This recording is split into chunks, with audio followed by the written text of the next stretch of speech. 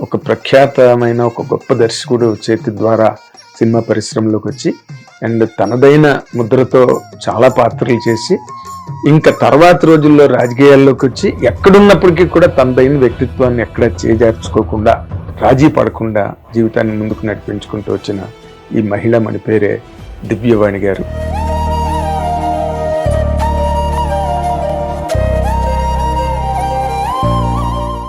ఈ cinema industry పోకడలు, ఈ ధోరణులు అన్ని అర్థం చేసుకోవడానికి మీరు ఇబ్బంది పడ్డారండి? చిన్నదైనా పెద్దదైనా వయసుతో సంబంధాలు లేకుండా ప్రతి చోట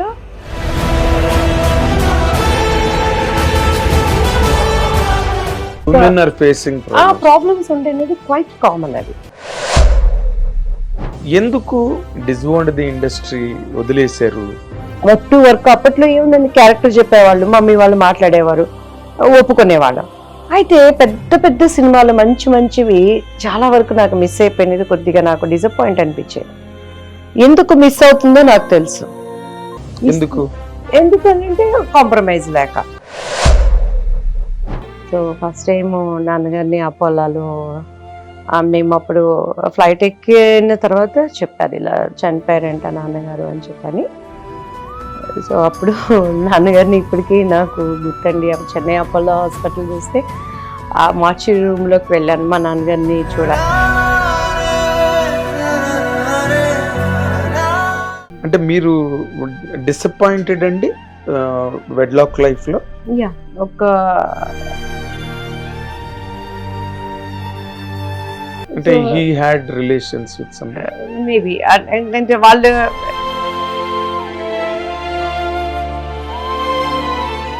ఒక ఆడది ఎక్కడ హర్ట్ అవుతుందో అక్కడ నేను హర్ట్ అయ్యాను. కొన్ని సంఘటనలు ఉండే క్రైస్తవులు ఎవరు, ఊడిపోయే క్రైస్తవులు ఎవరో తెలియాలి అంటే మోడీ గారు లాంటి వాళ్ళు నిలవాలి. మీరు ప్రాపగండా చేయడానికి వెళ్తారా? ప్రాపగండను కాదు, ఇప్పుడు మన బ్రదర్ అనిల్ లాగా, పాల్ గారు లాగా. ఆ లోకేష్ గారు తన తండ్రి అరెస్ట్ అనగానే అసలు వెనక్కి వెళ్ళిపోయి నీళ్లు తుడుచుకుంటూ వెళ్ళిపోయి నా కళ్ళలో అలా ఉండిపోయింది. ఎందుకంటే ఆయన నాకు ప్రాణభిక్ష పెట్టాడండి. నాకు కరోనా వచ్చిన టైంలో కాక్టైల్ అనే ఇంజెక్షన్ 1.5 lakh రూపీ అండి. అది నన్ను తొక్కుతున్నారు అని ఆయన దగ్గర రాంగ్ గైడెన్స్ ఏం తీసుకెళ్లారని నేను విన్నానంటే, ఈమె జగన్ కోవట్టు, అందుకే క్రైస్తత్వం గురించి ఇలా మాట్లాడుతుంది అని చెప్పని రాంగ్ గైడెన్స్ తీసుకువెళ్ళారు. రాజకీయాలకు సూట్ అవుతారని అనుకుంటున్నారా మీరు? సినిమా ఇండస్ట్రీకే సూట్ అవ్వలేదు?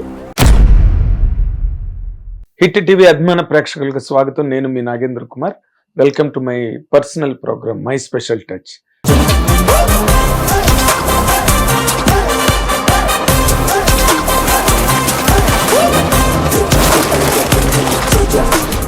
నిజంగానే అంటే కొంతమంది గురించి చెప్పేటప్పుడు అది నిజంగా స్పెషల్గానే అనిపిస్తుంది. ఎందుకంటే ఒక ప్రఖ్యాతమైన ఒక గొప్ప దర్శకుడు చేతి ద్వారా సినిమా పరిశ్రమలోకి వచ్చి అండ్ తనదైన ముద్రతో చాలా పాత్రలు చేసి ఇంకా తర్వాత రోజుల్లో రాజకీయాల్లోకి వచ్చి ఎక్కడున్నప్పటికీ కూడా తనదైన వ్యక్తిత్వాన్ని ఎక్కడ చేజార్చుకోకుండా, ఎక్కడ ఎవరికి రాజీ పడకుండా జీవితాన్ని ముందుకు నడిపించుకుంటూ వచ్చిన ఈ మహిళ మన పేరే దివ్యవాణి గారు. ఇప్పుడు మనతో పాటు స్టూడియోలో ఉన్నారు. Let us welcome her with both the hands. నమస్తే. నమస్తే. మా హిట్ టీవీ ప్రేక్షకులందరికీ కూడా నా హృదయపూర్వక నమస్కారాలు and belated happy Christmas to you, advance happy new year. అలానే మా నాగేంద్ర గారికి కూడా నా హృదయపూర్వక నమస్కారాలు. నమస్కారం. అంటే ఇన్ జనరల్ గా మిమ్మల్ని నేను పెళ్లి పుస్తకం సినిమా దగ్గర నుంచి నాకు తెలుసు. అప్పుడు రోజుల్లో మెడ్రాస్ లోనే ఉన్నాం కాబట్టి ఓపెనింగ్ దగ్గర నుంచి రికార్డింగ్ పూజల దగ్గర నుంచి అన్ని ప్రతిదీ నాకు బిట్ బై బిట్ గుర్తున్నాయి. నాకెప్పుడు ఒక డౌట్ ఏంటంటే, మీ పేరు ఆ సినిమాలో బాపు గారు, రమణ గారు, సావిత్రి గారు అని పెట్టారు. స్క్రీన్ నేమ్ సావిత్రి అని. భామ పెళ్లి పుస్తకమే కదా? అవును. భామ, సత్యభామ కాదమ్మా, మీ పేరు సినిమా క్యారెక్టర్ పేరు అది. అవును, సావిత్రిని పెట్టామని చెప్పారు నాకు రమణ గారు. మీ పేరు సావిత్రిని మార్చేమని. అంటే అప్పుడు మిస్సమ్మ సినిమా చూసావా అని అడిగారు నన్ను. అయితే ఆ డిస్కషన్ జరిగిన మాట వాస్తవం. సావిత్రి లాగా రౌండ్ ఫేస్, కళ్ళు అంతా అమ్మాయి బాగుందని పెడితే అంటే అప్పటికే దివ్య వాణి ఫిక్స్ అయిపోయింది. మమ్మీతో డిస్కషన్ అయితే జరిగింది. జరిగింది ఆ కదా? పెడితే బాగుంటదండి అని చెప్పానంటే, అప్పటికే నేను డాన్స్ రాజా డాన్స్ అని కన్నడ మంచి వినోద్ రాజా గారితో మంచి హిట్ కొట్టాం.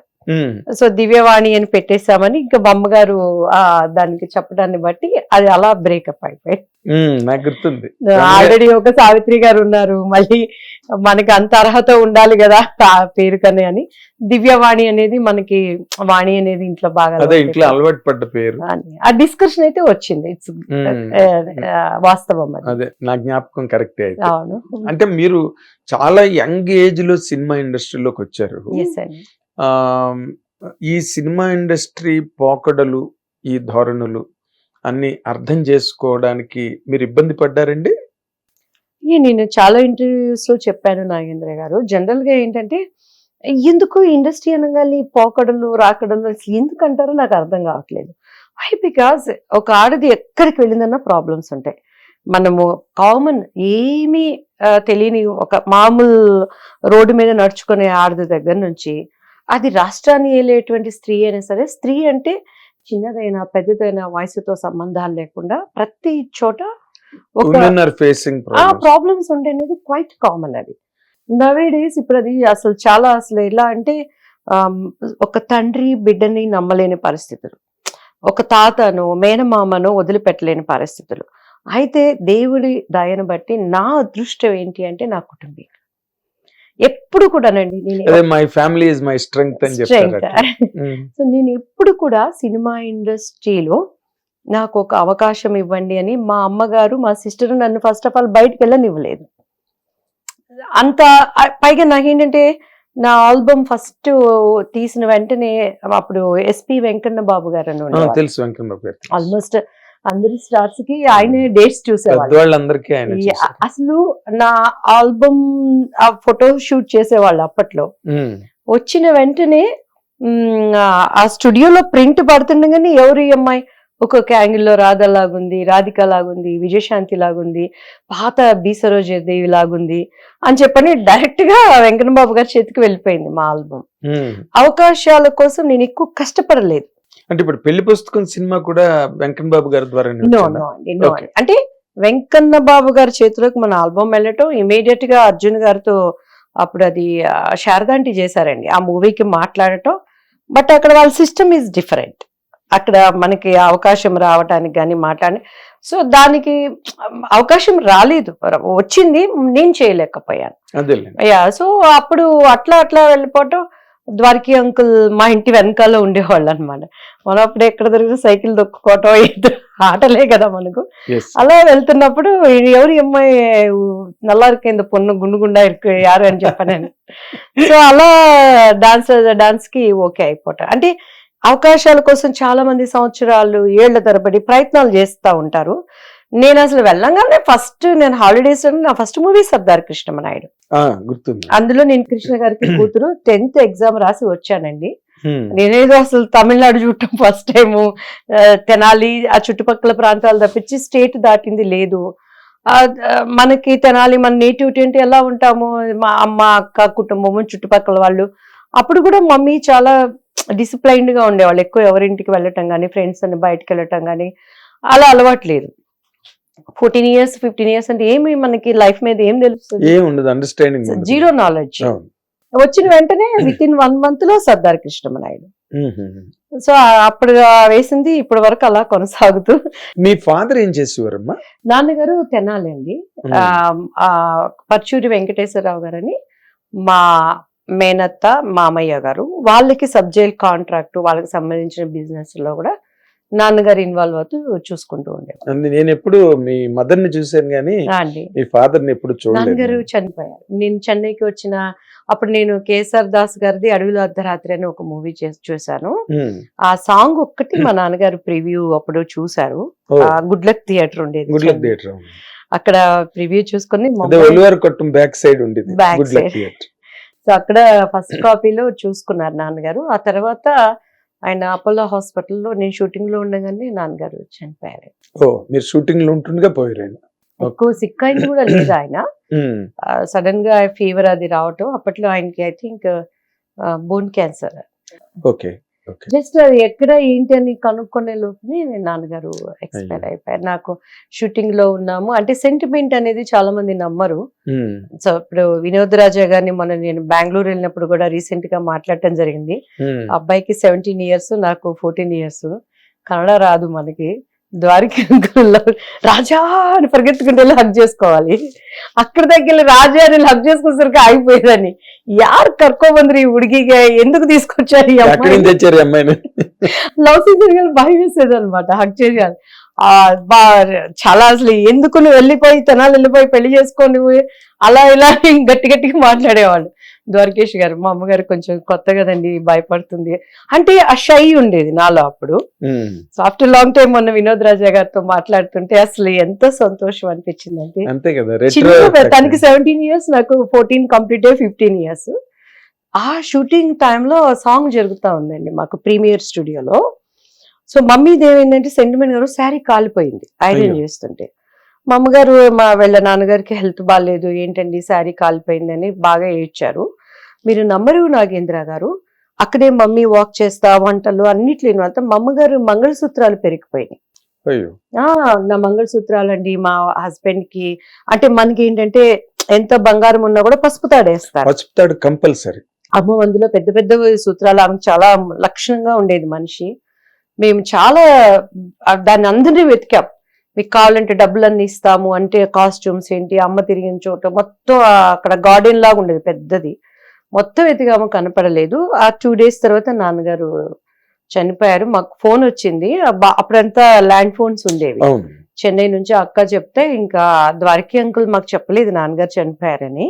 ఉమ్, మీ నాన్నగారికి ఎక్కువ ఒళ్ళు అప్పుడంటే ఏంటంటే ఒకటే షెడ్యూల్ ఉండేది షూటింగ్స్ అంటే, లైక్ 45 days 30 days అవును, సింగిల్ స్ట్రెచ్ లో ఉండేది. సింగిల్ స్ట్రెచ్ లో వెళ్ళిపోయేది. అందులో మేము కొత్త వాళ్ళం అంటే ఎక్కడ గ్యాప్ ఇచ్చేవాళ్ళు కాదు. అవును, అదేదో కొన్ని బడ్జెట్స్ దానికి లెక్కలు ఉంటాయి కొత్త వాళ్ళతో చేసేవాళ్ళు. సో అట్లా ఇంకా షూటింగ్ అందులో నేను టోటల్ హీరోయిన్. అబ్బాయిది నాది ఎక్కువ కాంబినేషన్ సాంగ్స్ అయ్యి ఉమ్, పాపం 10 days బ్రేక్ ఇచ్చి పంపించారు. సో ఫస్ట్ టైం నాన్నగారిని అపోలాలో మేము అప్పుడు ఫ్లైట్ ఎక్కిన తర్వాత చెప్పారు ఇలా చనిపోయారంట నాన్నగారు అని చెప్పని. సో అప్పుడు నాన్నగారిని ఇప్పటికీ నాకు గుర్తండి. చెన్నై అపోలో హాస్పిటల్ చూస్తే ఆ మార్చి రూమ్ లోకి వెళ్ళాను మా నాన్నగారిని చూడాలని. అలా పడుకొని ఉన్నారు. ఆయన చాలా అందంగా ఉంటారు మా నాన్నగారు. ఉమ్. ఎన్టీఆర్ లాగా ఉండేవాళ్ళు ఆయన నోస్ కానీ హెయిర్ స్టైల్. అవునా? అందరూ చౌదరి గారు అని. అప్పటి వరకు ఆయనకి ఎప్పుడు సిక్ అయింది లేదండి. ఈజ్ లవ్లీ ఫాదర్ అన్నమాట. ఎప్పుడు మమ్మల్ని అరిచింది కానీ కొంచెం ఇన్నోసెంట్ పర్సన్. ఎవరితో అంటే ఈ లోకంలో ఉండే జిమ్మిక్స్ అవన్నీ తెలియదు క్వైట్. చాలా ఎవరు కూడా ఆదినారాయణ చౌదరి గారు అంటే ఒక మంచి పర్సన్. అంటే ఆ రోజుల్లో సొసైటీ కల్చర్స్ లేకపోతే అవన్నీ అలాగే ఉండేవి, అందరూ అలాగే ఉండేవారు దాదాపుగా. కొందరు మరీ రైటియస్ గా ఉండేవారు. అంటే నాన్నగారు ఏంటంటే అగ్రికల్చర్ నుంచి వచ్చిన వచ్చారు కదా. ఫ్యామిలీ. బురిపాలెం కొత్తపాలెం పక్క పక్కనే. ఉహు, కృష్ణ గారి వాళ్ళంతా మా పెద్దనాన్నగారు వాళ్ళు కౌలుకి అది తీసుకొని చూసుకునే వాళ్ళు అనమాట. ఉహు. సో అట్లా కృష్ణ గారితో కూడా నాన్నగారికి మంచి, అప్పట్లో ఆయన ఇండస్ట్రీకి వచ్చినప్పుడు కొత్తలో కొత్తలో వాళ్ళిద్దరూ ఒక ఏజ్ గ్రూప్ వాళ్ళు అయి ఉండొచ్చు మేబీ కదా? అట్లా ఉన్నది ఉహు. నాన్నగారు. అంటే ఇన్ జనరల్ గానమ్మా సినిమా ఇండస్ట్రీలోకి వచ్చేవాళ్ళు 2 రకాలుగా వస్తారు. ఒకటి ప్యాషన్, కొంతమంది అయిపోవాలి, శ్రీదేవి అయిపోవాలని, లేకపోతే విజయశాంతి గారు అయిపోవాలని, ఏవో కొన్ని డ్రీమ్స్ ఉంటాయి. కొంతమంది కేవలం ఒక ప్రొఫెషన్గా, ఒక లైవ్లీహుడ్, మనం దీనిలో నిలదొక్కుకోవాలి, Yes. ఈ పరిశ్రమలో మనం నిలబడాలి అనుకుని వచ్చేవాళ్ళు ఇంకొక సెక్షన్ ఉంటారు. మీరు ఇందులో ఏదమ్మా? రెండు కాదండి, 2 కాదు. వచ్చిన ప్రతి దాన్ని నేర్చుకుని ప్రూవ్ చేసుకునే కేటగిరీ నేను. ఉమ్, ఈవెన్ దో నా పొలిటికల్ లైఫ్ కానీ, నా డివోషనల్ లైఫ్ కానీ, నా ఫ్యామిలీ లైఫ్ కానీ, అండ్ సినిమా ఇండస్ట్రీ కానీ, నేను ఏది అనుకోని నిజంగా మీరు ఇప్పుడు చెప్తుంటే నేను ఆలోచిస్తున్నాను నాగేంద్ర గారు. నాకేది కూడా నేను ఇది అవ్వాలని నేను ఎప్పుడు అనుకోలే. ఉమ్, అనుకునే వయసు వచ్చేసరికి తేబడిపోయాను. సో నాకెప్పుడు కూడా ఒక పని నేను పట్టుకోను. అంటే మీరు చెప్పినాక రియల్ గా ప్రామిస్, నేను ఇప్పుడు నేను ఒక పని పట్టుకున్నా అంటే దాన్ని సాధిస్తాను. దట్ ఈజ్ నాకు ఆ టాలెంట్ ఉండేది. మీరు ఇప్పుడు అడిగిన క్వశ్చన్ కి నాకు అర్థమవుతుంది. ఫ్రాంక్ గా నేను ఏదో శ్రీదేవి అవ్వాలి అని రాలా అసలు నేను ఇండస్ట్రీ. మా అక్కయ్య అంటే నాకు బాగా ఇష్టము, చాలా ప్రేమ నాకు. మా అక్క అప్పటికి తను ఇండస్ట్రీకి వచ్చింది.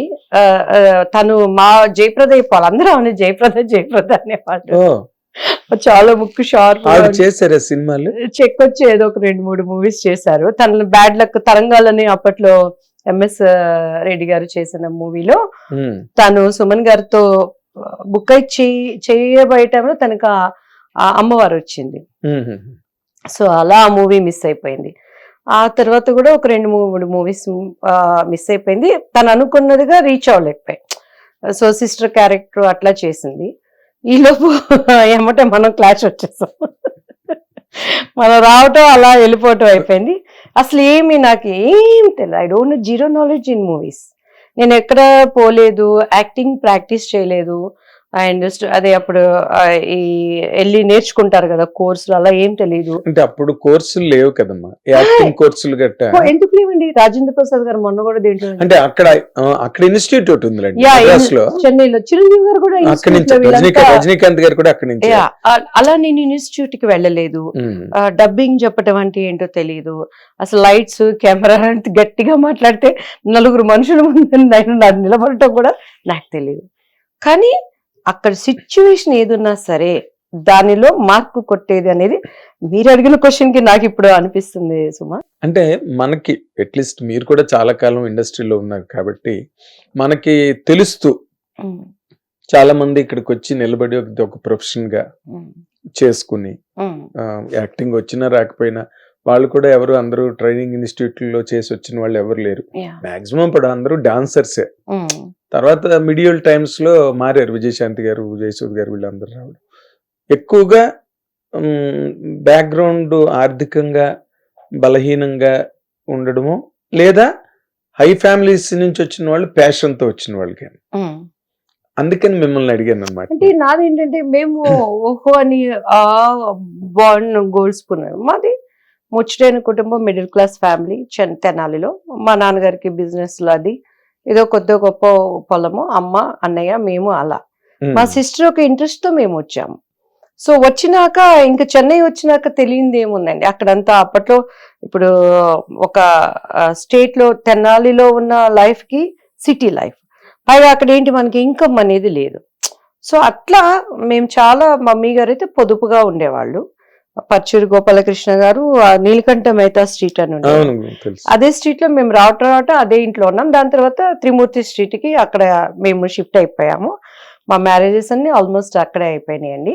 అయితే మేము ఎప్పుడు కూడా మా మమ్మీ కానీ ఇంట్లో కానీ అడ్డదారుల్లో మమ్మల్ని మేము వెళ్ళలేదు. మాకు తెనాల నుంచి మనీ ఏదైనా కావాలంటే తెచ్చుకోవటం, నాన్నగారు పెట్ట, ఈవెన్ రైస్ అన్ని కూడా అప్పట్లో అక్కడ ఆయన బస్సుకి అన్ని సుండి బిండ్లు ఏంటి, చక్రాలు ఏంటి, అరిసెలు ఏంటి, పికిల్స్ ఏంటి అన్ని కెనాల్ నుంచి వచ్చేస్తే ఇక్కడ పెట్టుకొని తినడం. అప్పుడు మమ్మీ వాళ్ళు ఏంటి డాన్స్ క్లాస్ అంటే డాన్స్ క్లాస్కి వెళ్ళిపోవటం పొద్దున్నే. ఇక ఆర్టిస్ట్ గా ట్రై చేయడానికి కంపెనీలు తిరగటం. ఎందుకంటే ఇప్పుడు ఇటువంటి రిలేషన్షిప్స్ ఇక్కడ తగ్గిపోయినాయండి. అప్పట్లో చాలా హెల్పింగ్ నేచర్ ఉండేది. విట్లాచార్య గారి దగ్గరికి వెళ్తే ఎన్నెన్ని సంగతులు చెప్పేవాళ్ళం మమ్మీ వాళ్ళకి. పిల్లల్ని ఇలా జాగ్రత్త చూసుకోవాలి, పాడు చేసేస్తారు, అన్ని అలవాట్లు చేస్తారు, ప్రేమలు అంటారు, మోసాలు చేస్తారు, అలా అన్ని జాగ్రత్త. అలానే శారదా గారి దగ్గరికి వెళ్తే ఆమె ఎంత అంటే ఒక తల్లిలాగా, ఇలా ఉండాలి, ఇలా అందరితో అణుకుగా ఉండాలి. ఒక్కొక్కటి మనకి ఇష్టం లేని మాట్లాడతారు, వాళ్ళ మనసులో ఏవేవో పెట్టుకుని భావాలు మనల్ని అడుగుతారు. అలా దొరకకుండా వెళ్ళిపోవాలి, ఎవరితో మనం గొడవలు పడకూడదు.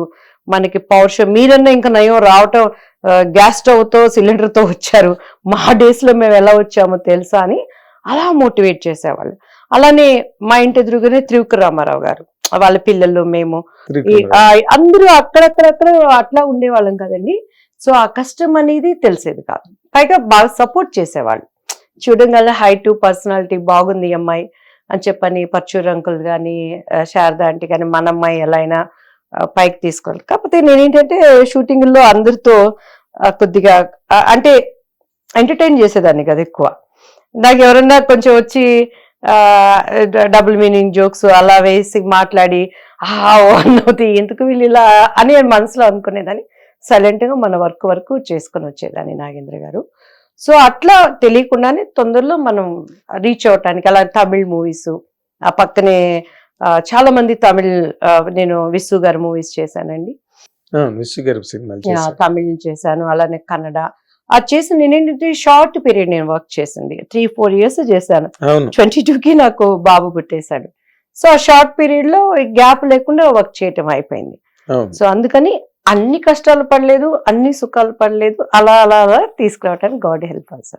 Very good very good. అంటే ఇప్పుడు నార్మల్ గా మీరు పరుచూరి బ్రదర్స్ ఫ్యామిలీతో మీకు మంచి అనుబంధం ఉంది, ఇప్పటికీ ఉంది నాకు తెలిసిన విషయం. కానీ పరుచూరి బ్రదర్స్ ఆ రోజున ఎలా ఉన్నారంటే వాళ్ళు ఆ పేరు చెప్పి క్యారెక్టర్ రాసేవారు. పేరు మీ పేరు దివ్యవాణి గారు అయితే ఈ క్యారెక్టర్ దివ్యవాణి చేస్తుందయా ఈ హీరోయిన్, లేకపోతే ఇగో ఈ వెంకట్రావు ఈ క్యారెక్టర్ అని వాళ్ళ కమెండ్ అట్లా ఉండేది. అవునండి. అలాంటి వాళ్ళ బ్యాక్గ్రౌండ్ మీకుండి మీరు కమర్షియల్ రేంజ్ లోకి అంటే సోకాల్డ్ రాధ లేకపోతే విజయశాంతి గారు ఈ రేంజ్ కి మీరు ఎందుకు రాలేదండి? ఈసారి ఎప్పుడైనా మీరు పరుచూరి గోపాలకృష్ణ గారు కలిస్తే అంకుల్ అడగండి, చెప్తాను. నేను చెప్పే అతిశయోక్తి లాగుంటది. నేను తప్పకుండా అడుగుతాను. ఎందుకు దివ్యవాణి రాలేకపోయింది అని అడిగింది. ఎందుకంటే ఇప్పుడు ఒక సినిమాలో మూవీలో క్యారెక్టర్ నేను చేయలేకపోయాను, ఇంకొకరు చేశారన్నారు అనుకోండి, వాళ్ళ గురించి చెడుగా అనుకుంటారు. జనరల్ గా చెప్తాను. అంటే ఇప్పుడు ఇవాళ రేపు ఎలా ఉందంటేనమ్మా, మీకు అది కూడా చెప్తున్నా, మేము తెలిసిన చాలా విషయాలు రాసేవాళ్ళం కాదు. అంటే మీడియాకి తమిళ మీడియాకి ఆ కల్చర్ ఉండేది, తెలిసి తెలియనివి కూడా వాళ్ళు గాసిప్పుల కింద రాసేవారు. కానీ తెలుగు మీడియా ఎప్పుడు అలా చేయలే. కానీ ఈ రోజున సోషల్ మీడియా అన్నది చాలా ప్రివిలెంట్ గా చాలా వైడ్ స్ప్రెడ్ అయిపోయింది ప్రపంచం అంతా. సో ఈ రోజున ఏది తప్పు కాదు, ఏది ఫీల్ అవ్వాల్సిన అవసరం లేదు. Everything is open and frank. మీరు నేను అందుకే ఇందాకే మీతో అన్నా, మీ అనుభవాలు మీ ఆలోచనలు కొంతమందికైనా హెల్ప్ అయితే ఈ ఇంటర్వ్యూకి మీ అనుభవానికి ఒక సార్థకత. అంకుల్ దాకా అప్పుడు మా తెలుగు తల్లి అని ఒక మూవీ చేశాము. అందులో ఒక హీరోయిన్ కి ప్రెజెంటేషన్ చేయబడినటువంటి క్యారెక్టర్ నాకు పడలేదు. జస్ట్ రాజా గారు నేను చేశాము, దగ్గుపాటి రాజా మేము ఒక హీరోయిన్ అనే, కానీ డామినేటింగ్ క్యారెక్టర్ శారదా ఆంటీ అయిపోయింది. ఆ తర్వాత అంకుల్ మాకు కొండవీటి దొంగ రిఫర్ చేశారు. చిరంజీవి గారితో మంచిది, అసలు ఎంత అంటే ఓలమ్మో ఏడిపోయినవి ఆడు పాము వచ్చినది కదా. సో అట్లా ఒక పల్లెటూరు అమ్మాయిది విజయశాంతి గారు చిరంజీవి గారు కాంబినేషన్. బట్ దాంట్లో కూడా నాకు టాలెంట్ తగ్గే విధంగా క్యారెక్టర్ అది వాళ్ళు ఫిక్స్ చేయలేకపోయారు. వై? బికాస్ ఇటు పక్కన విజయశాంతి గారు, చిరంజీవి గారు, అమరీష్ పురి, పెద్ద పెద్ద శారదాంటి, వీళ్ళకి మీద సెటప్ వీళ్ళ మీద కాన్సన్ట్రేషన్ చేసేవాళ్ళు. ఆ తర్వాత సర్పయ్య గారికి నన్ను అనుకున్నారు, రోజా బదులు. సో అప్పుడు ఆ క్యారెక్టర్ అలా అనుకునే కారణాలు ఏమైనా కానివ్వండి, అదే వాళ్ళ, సో నేను చేయలేకపోయాను. ఆ తర్వాత ప్రేమ ఖైదీ వాళ్ళ యాక్చువల్లీ రఘు గారు చనిపోయారు, పెద్దంకులు వాళ్ళ బాబు. అప్పట్లో రఘుబాబుని దివ్యవాణిని చేయించాలి అని అనుకున్నారు. ఆ బాబుకి అనుకోకుండా క్యాన్సర్ రావటం, తను చనిపోవటం, ఆ తర్వాత మాలాశ్రీ వాళ్ళు చేశారు. సో అట్లా కొన్ని నేను కలివిడి లేని కారణం అవ్వచ్చు, వాళ్ళకి హృదయంలో అప్పట్లో హీరోలు దాయి ఉండొచ్చు, అలా మిస్ అయిపోయింది. బట్ మాక్సిమం నన్ను పుష్ చేయడానికి అంకుల్ వాళ్ళు ప్రయత్నం చేసేవాళ్ళు. మంచి అమ్మాయి అండి, మన పిల్లలండి, వాళ్ళ అమ్మగారు చిన్న పిల్లలు. మాకేంటంటే ఇప్పుడు వాళ్ళ పాప హరిత, బిందు, నేను బిందు కన్నా ఒక 2 years నేను చిన్న అనమాట. 2 years వాళ్ళ యుఎస్ లో ఉంది, అతను న్యూయార్క్ లో. సో వాళ్ళందరూ స్కూల్ కి వెళ్తా ఉండేవాళ్ళు. నాకు స్కూల్ కి వెళ్ళే ఏజ్ అది. నన్నేమో సినిమాని తీసుకొచ్చేవాళ్ళు. ఆంటీ బుజ్జమ్మ ఆంటీ దగ్గరికి పొద్దున్నే ఒక ఫ్యామిలీ లాగా వెళ్ళిపోయి వాళ్ళ ఇంట్లో అట్లా కూర్చొని ఉండేవాళ్ళు అనమాట. లంచ్ టైం పక్కనే చలపతిరావు గారు ఇట్లా ఈసారి వెళ్ళటం మాట్లాడటం, అంకుల్ వెళ్ళిపోయే వరకు కూర్చొని ఉండేవాళ్ళు. మా మమ్మీ మూవీ ఏంటంటే పలానా తప్పకుండా ఇలా స్టోరీ జరుగుతుంది, డిస్కషన్ చేస్తామన్నారు. కానీ అనుకునే విధంగా మాకు చేయలేకపోయారు. ఇంకా కారణాలు అనేకం మేబీ ఏమైనా ఉండొచ్చు. I don't no. నాకు అమ్మ వాళ్ళైతే ప్రామిస్ కండి అసలు నా వరకు ఏది మా మమ్మీ వాళ్ళతో ఇచ్చేవాళ్ళు కాదు. అటువంటి టైంలో నాకు మా కష్టాన్ని గుర్తించినటువంటి దేవుడు అనుకోని విధంగా ఆ పెళ్లి పుస్తకం రావటం, అండ్ అది ఇంతవరకు నన్ను నిలబెట్టింది. ఆ తర్వాత ఇంకా అసలు నేను వెనక తిరిగి చూడలేదు. అవును, బట్ మీరున్నది చాలా షార్ట్ పీరియడ్. మీరు ఇందాక చెప్పినట్టుగా ఒక 3-4 ఏళ్ళు అలా ఫర్మని అలాగ మెరుపు తీగలాగా వచ్చి మాయమైపోయారు టక్మని. అంటే ఎందుకు అలాంటి ఓకే 3-4 ఏళ్ళు ఒక పద్ధతి. బట్ 4 ఏళ్ల తర్వాత why you have completely disowned the industry, వదిలేశారు, వేరే లైఫ్ స్టైల్లోకి వెళ్ళిపోయారు. అంటే అంత విముఖత గాని లేకపోతే అంత వైఫల్యం గాని రెండే ఉంటాయి. ఒకటి చాలా డ్రాస్టిక్ ఫెయిల్యూర్ కావచ్చు, లేకపోతే అట్టర్ హేట్రెడ్ గాని డిస్గస్ట్ గాని హెచ్ఈ అని రెండిట్లో ఏదండి మీది? అంటే నాకు పెళ్లి పుస్తకం అవన్నీ చేసినప్పుడు అప్పట్లో మీడియా ఇంత లేదు. అవును, మేము ఉండేది చెన్నై. మనకి ఇంటర్వ్యూలు అప్పుడు చేసేవాళ్ళు. మన రిలీజ్ అయిన మూవీ చూసుకోవాలంటే ఆంధ్ర మళ్ళీ మన షూటింగ్ పర్పస్ వస్తేనే చూసేవాళ్ళం. అవును. ఇంత ఎస్టాబ్లిషన్, ఇంత క్రేజ్, ఇంత ఇది అప్పట్లో లేదండి media industry. Work to work అప్పట్లో ఏముందండి, క్యారెక్టర్ చెప్పేవాళ్ళు, మమ్మీ వాళ్ళు మాట్లాడేవారు, ఒప్పుకునేవాళ్ళం. అయితే పెద్ద పెద్ద సినిమాలు మంచి మంచివి చాలా వరకు నాకు మిస్ అయిపోయినది, కొద్దిగా నాకు డిసప్పాయింట్ అనిపించేది. ఎందుకు మిస్ అవుతుందో నాకు తెలుసు. ఎందుకంటే కాంప్రమైజ్ లేక. ఇవాళ ఇప్పుడు డైరెక్టర్దో డామినేషన్, హీరోదో ఉంటది. పైగా ఏంటంటే ఒకళ్ళు సరదాగా ఉన్నారంటే అందరూ కూడా కెమెరామ్యాన్ దగ్గర నుంచి అందరూ ఒక సన్నిహితంగా ఉండాలని ప్రయత్నం చేసేవాళ్ళు. సో నేను ఎంతవరకు అంటే అంతవరకు మనం ఉండటము, ఆ అవకాశాలు ఎందుకు పోతున్నాయి అనేది నాకు అర్థమైంది. అంటే కొంచెం మెచ్యూరిటీ వచ్చింది.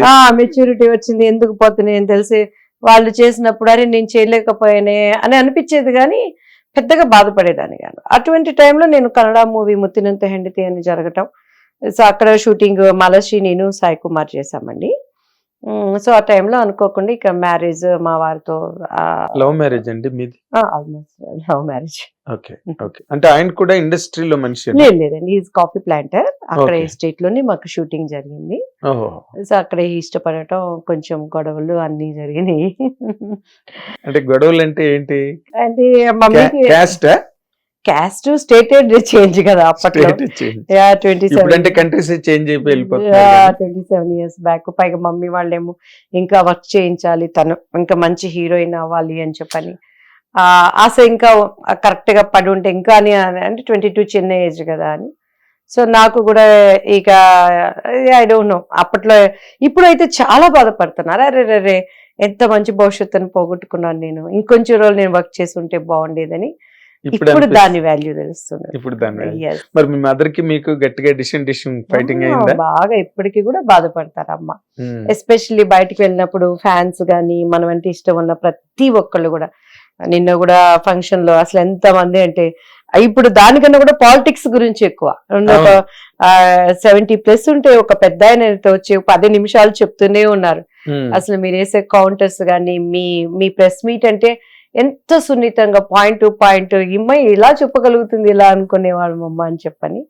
అట్లా ప్రతి దాంట్లో ఒక అవగాహనతో, ఇంట్రెస్ట్ తో చేసేదాన్ని నాగేంద్ర గారు. సో పోగొట్టుకున్నానే మంచి లైఫ్, ఇంకొక మంచి ఒక 5-6 సినిమాలు చేసుంటే బాగుండేదేమో అని ఇప్పుడు ఆ ఫీలింగ్ నాకు తెలుస్తుంది. అంటే ఇప్పుడు ఆ ఫీలింగ్ రావడానికి మీరు తీసుకున్న అంటే ఆ వెడ్లాక్ లైఫ్ ఏదైతే ఉందో, వివాహ జీవితం, అందులో ఇఫ్ యు ఆర్ కంప్లీట్ గా సక్సెస్ఫుల్ గా ఉంటే మీకు ఆ ఫీలింగ్ రాదు. ఏది అరే నేను పోగొట్టుకున్నానే అది అన్న ఫీలింగ్ రాదు. అంటే మీరు డిసప్పాయింటెడ్ అండి వెడ్లాక్ లైఫ్ లో? ఒక 80% ఐ డిసప్పాయింటెడ్. నేను అనుకున్న లైఫ్ కాదు.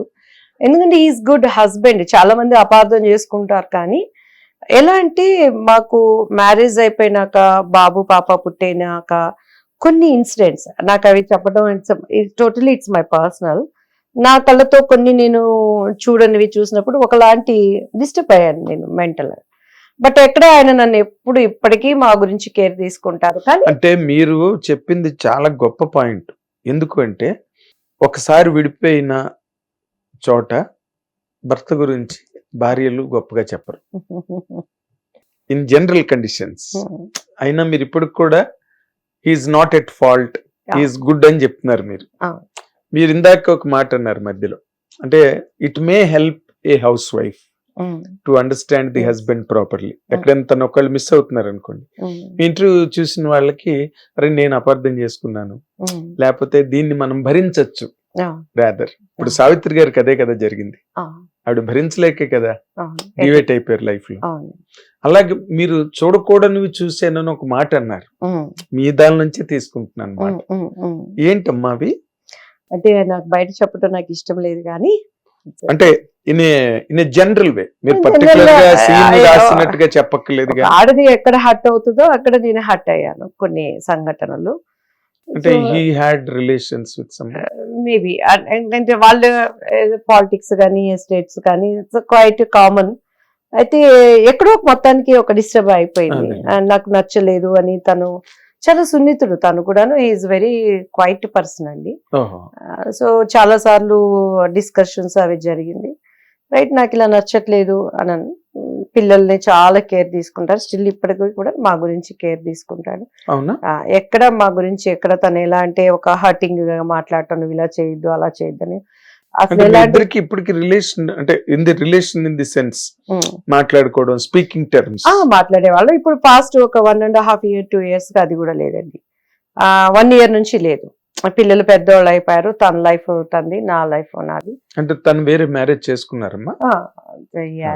మ్యారేజ్ అయింది. అండ్ ఇంకొకటి ఏంటంటే, బట్ నాకు బ్యాక్ బోన్ గా అన్ని సజెషన్స్ ఇస్తారు. నేను కూడా ఇక పిల్లల గురించి, ఎందుకంటే ఈ ప్రపంచంలో ఎలా అంటే మనం ఇలా ఉంటేనే నా బిడ్డలకు అన్ని విధాలా నేను ఉండగలను అని. సో ఇంతవరకు ఎక్కడ ఇంటర్వ్యూస్ లో కానీ వీటిల్లో కానీ నేను బయట ఎక్కడ నేను అసలు దాని గురించి తెచ్చేదాన్ని కదా. ఎప్పుడు మాకు స్కూల్ ఫంక్షన్స్ అన్న ఏమన్నా ఆయన వస్తారు, అటెండ్ అవుతారు. పిల్లల ఫంక్షన్ స్టిల్ ఇప్పటికీ రోజుకి మా బాబు అక్కడ ఫ్లైట్ ఎక్కాడంటే, మగనే ఫ్లైట్ అత్తిదియా అని ఒక ఫోన్, ల్యాండ్ ఏంటంటే మగనే మా ఇడిదిది అని. అదే డాడీకి ఎట్లా మమ్మీ అసలు ఇక్కడ కాలేజీకి ఇలా బయలుదేరుతాడండి, అక్కడ బైక్ బ్రేక్ వేసి స్టాండ్ వేయగానే మగనే జాగ్రత్త ఇడిదిది అని అంటారు. ఈవెన్ దో మా ఆడపడుచులందరూ కూడా చాలా ప్రేమ వాళ్ళకి. నేనంటే దివ్య ఒళ్ళ ఉడిగి అని అంటారు.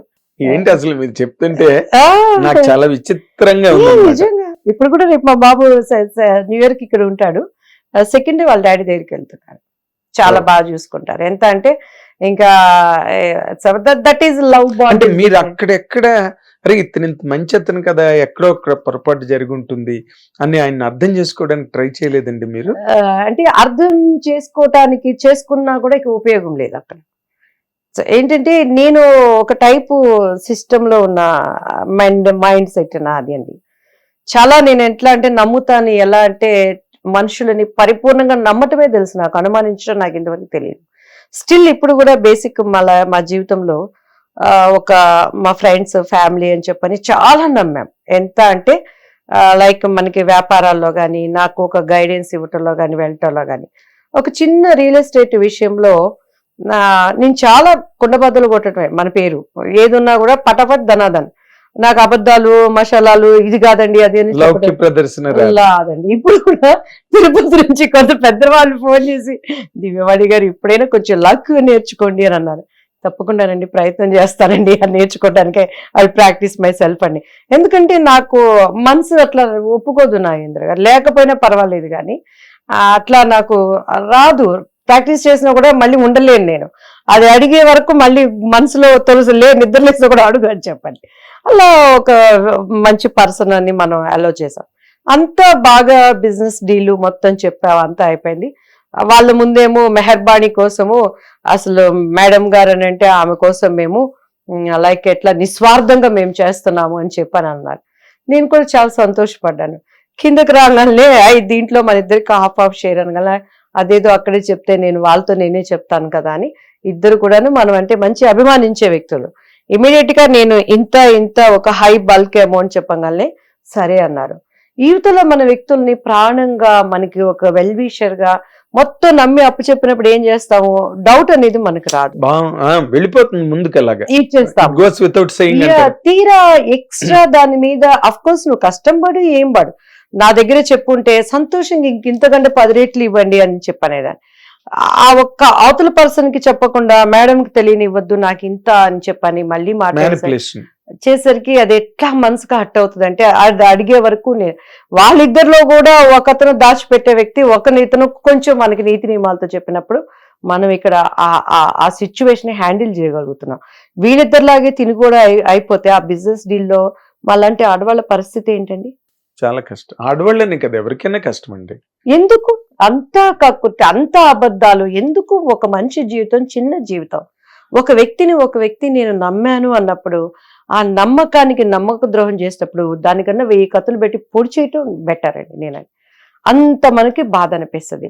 అలానే వైఫ్ అండ్ హస్బెండ్ జీవితంలో కూడా అమాయకంగా మనకున్న కెరీర్ మొత్తం వదిలిపెట్టేసాం మనం.